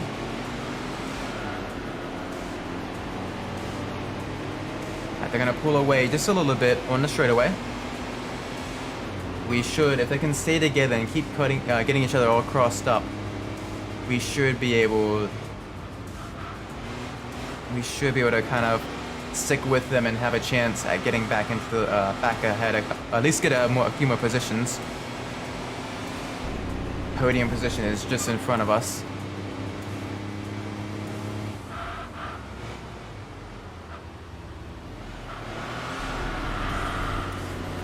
Come on. Hear the speed around the corner. Got that Audi right in our sights, that Audi A4. We've driven that before. We know its strengths and weaknesses. It is a bit of an understeery car. It likes to plan itself exactly where we're going to be. Kind of nudge ourselves into the lead. Or at the very least, out of fourth. We're a little bit faster than the rest of these guys through the midsection. But on the back straight, we definitely lose a lot of time. Oh, you're running a defensive line? Don't mind if I try to sneak around the outside here. Carry a little bit more speed to the corner.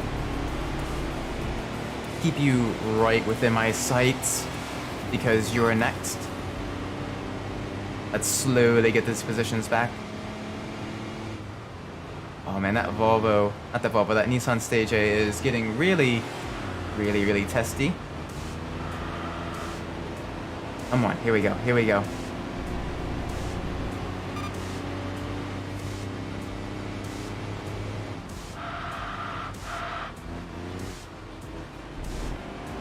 Hi there.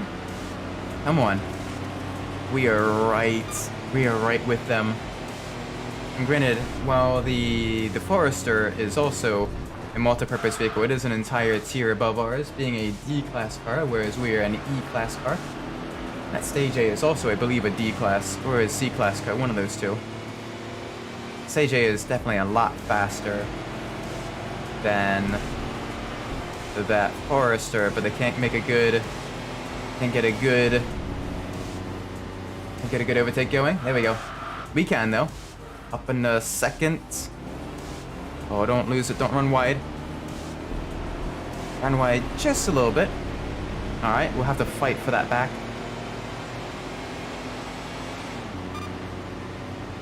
We were duking with them just for a split second there.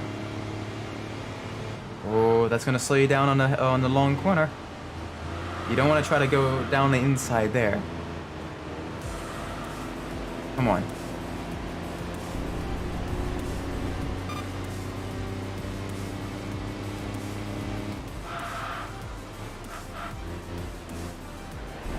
Easy, easy, easy, easy. We got this, we got this. Give me the speed. Are you about to end? But hi. Hey there, Midnight. Good to see you.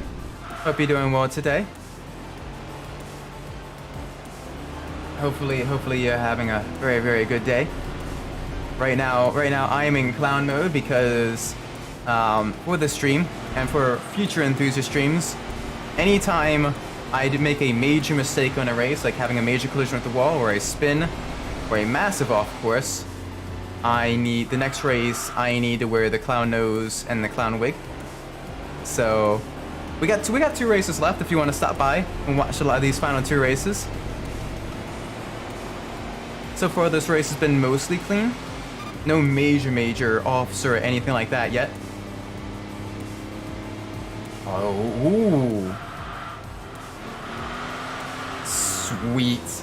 Have you put it together yet, or are you is that a plan for the weekend? The Lego pack, that is always super cool.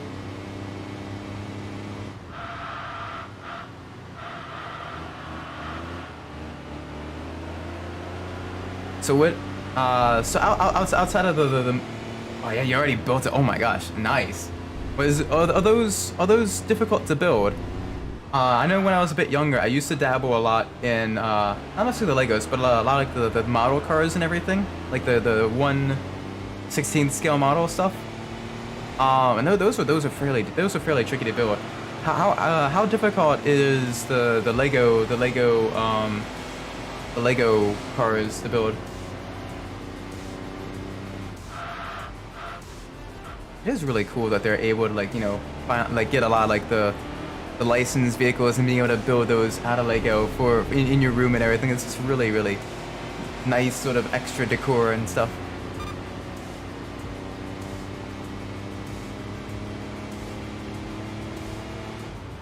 Also, if I may ask, if there isn't a vehicle, let me rephrase the question.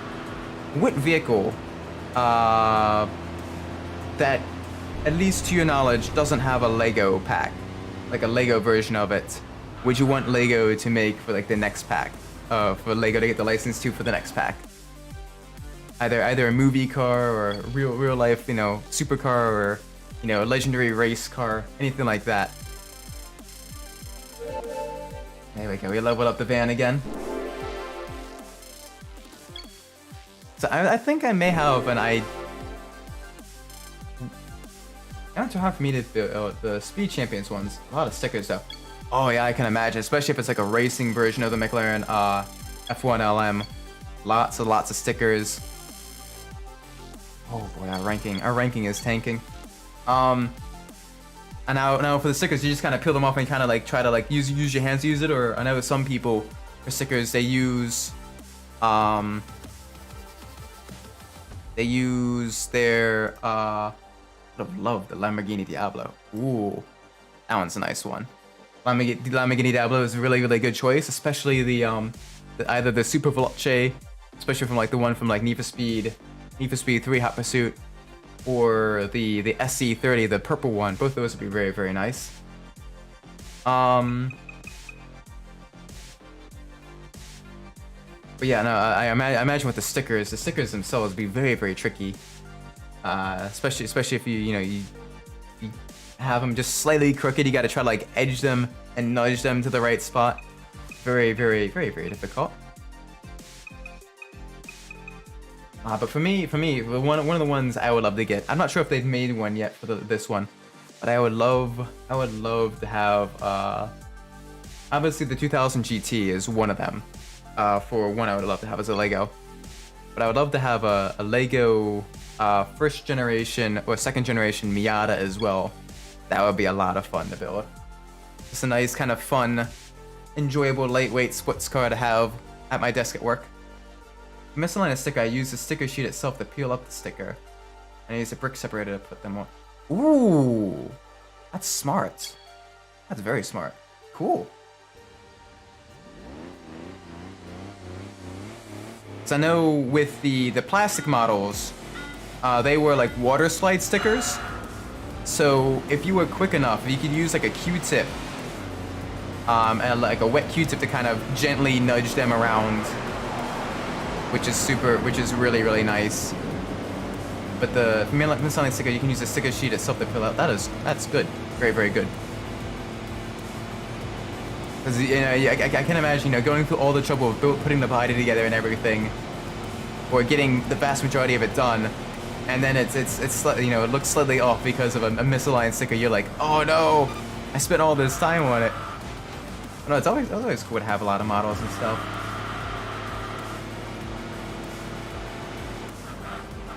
This will be the final race. Let's see if we can get some decent results here on the kitty cat. On low end steering. I did make a Lego Countach. Alright, I may, depending on pricing and availability, I may attempt to hunt that one down as well. That would be very, very nice. I do enjoy my 80s cars. So that would be really, really cool. It's only $20. Okay, never mind. Sweet. Note to self. Add that to the list. I wanna get that. I wanna build that. I'm sure I could probably find it fairly quickly on like Amazon or something.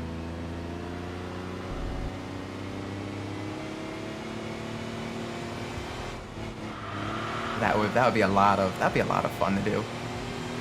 I need to find a way to do like a hand cam stream. But if I McLaren 2-pack together, yeah, that's $35. That's a good deal. It's a very, very good deal.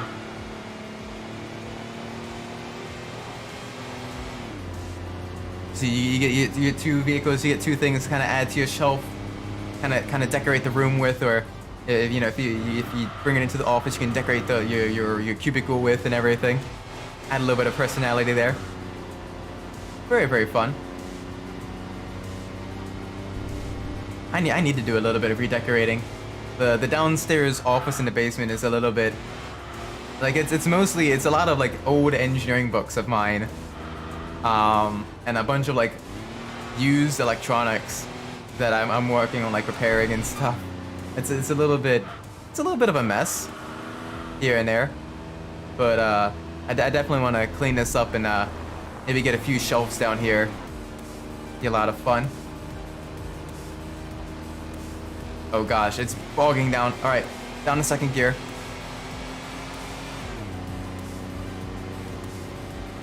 They increased the prices of Speed Champion singles to $25 from last year's $20. So McLaren said it's really, really good deal. Yeah, I mean it's almost it's essentially a buy one. It's essentially a buy one get one almost over half off at that point. So that's really, really good. Plus also then with the two vehicles, they're part of a theme together as well. So that they already look, really, really nice together. They don't look all mismatched. Which is really cool. One other one that would be really, really cool to have for the little Lego things.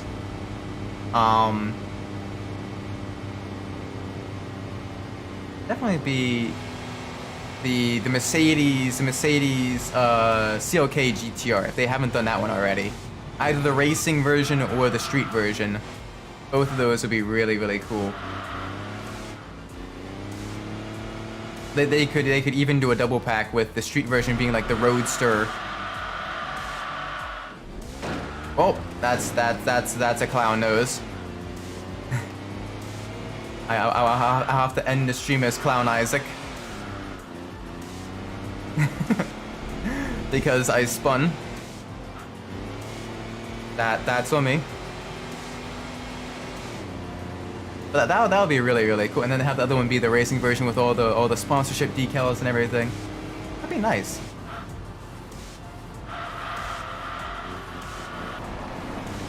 They did make a McLaren Senna a few years back, but it's discontinued and it's a little too thin. So you gotta get that. Cool. Yeah, it's always a lot of really, really cool vehicles, and it's always good to have, you know, it's fun kind of collecting the cars either virtually or in like model form as well, because you know these are multi-million-dollar vehicles. So to have a little piece of like automotive arts, or like a little instance of automotive arts in like your collection, either virtually or in real life, it's just really, really cool.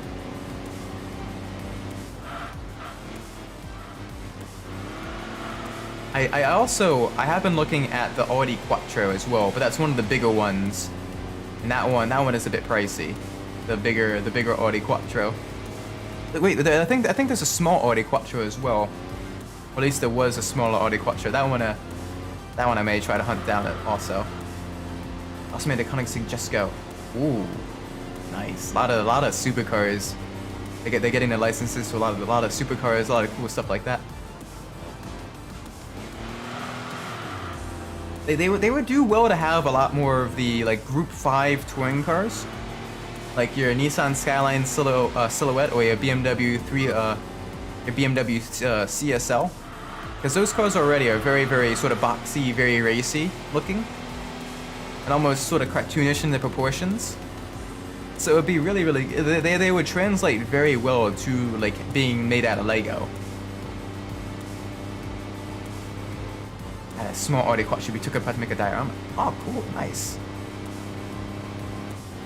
Yeah, the Audi Quattro is such a cool car with the inline 5-cylinder engine. If you haven't ever listened to like the Group B version of that, like any footage of that, I highly recommend it. That car sounds beautiful. Oh, you regret it. Well, I mean, if you still have all the pieces and you have the instructions, it may be possible. It'll be very, very difficult, but it may be possible to put it back together.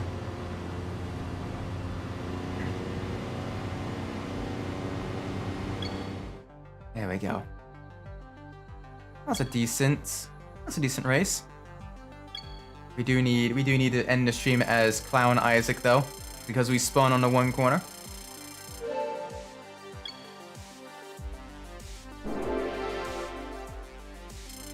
There we go, a little bit more power. Let's bring back up Clown Isaac.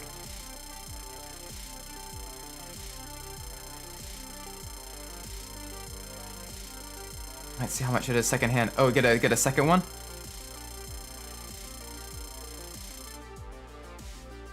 There we go. And let's add the nose as well. This can go a little bit smaller. Oh, perfect. Nice.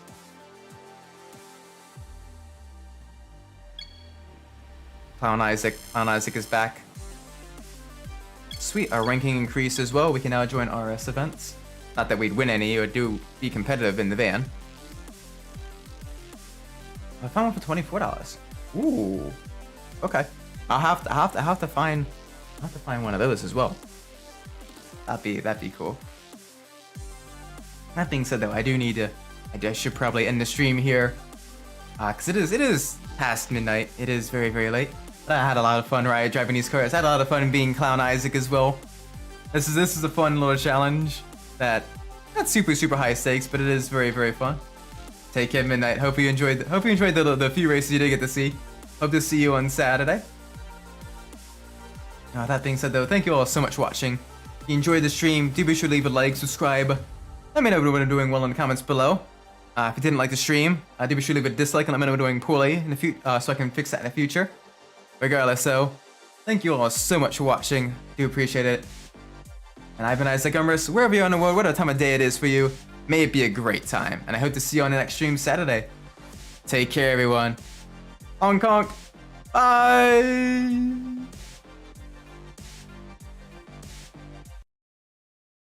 Oh, that's music.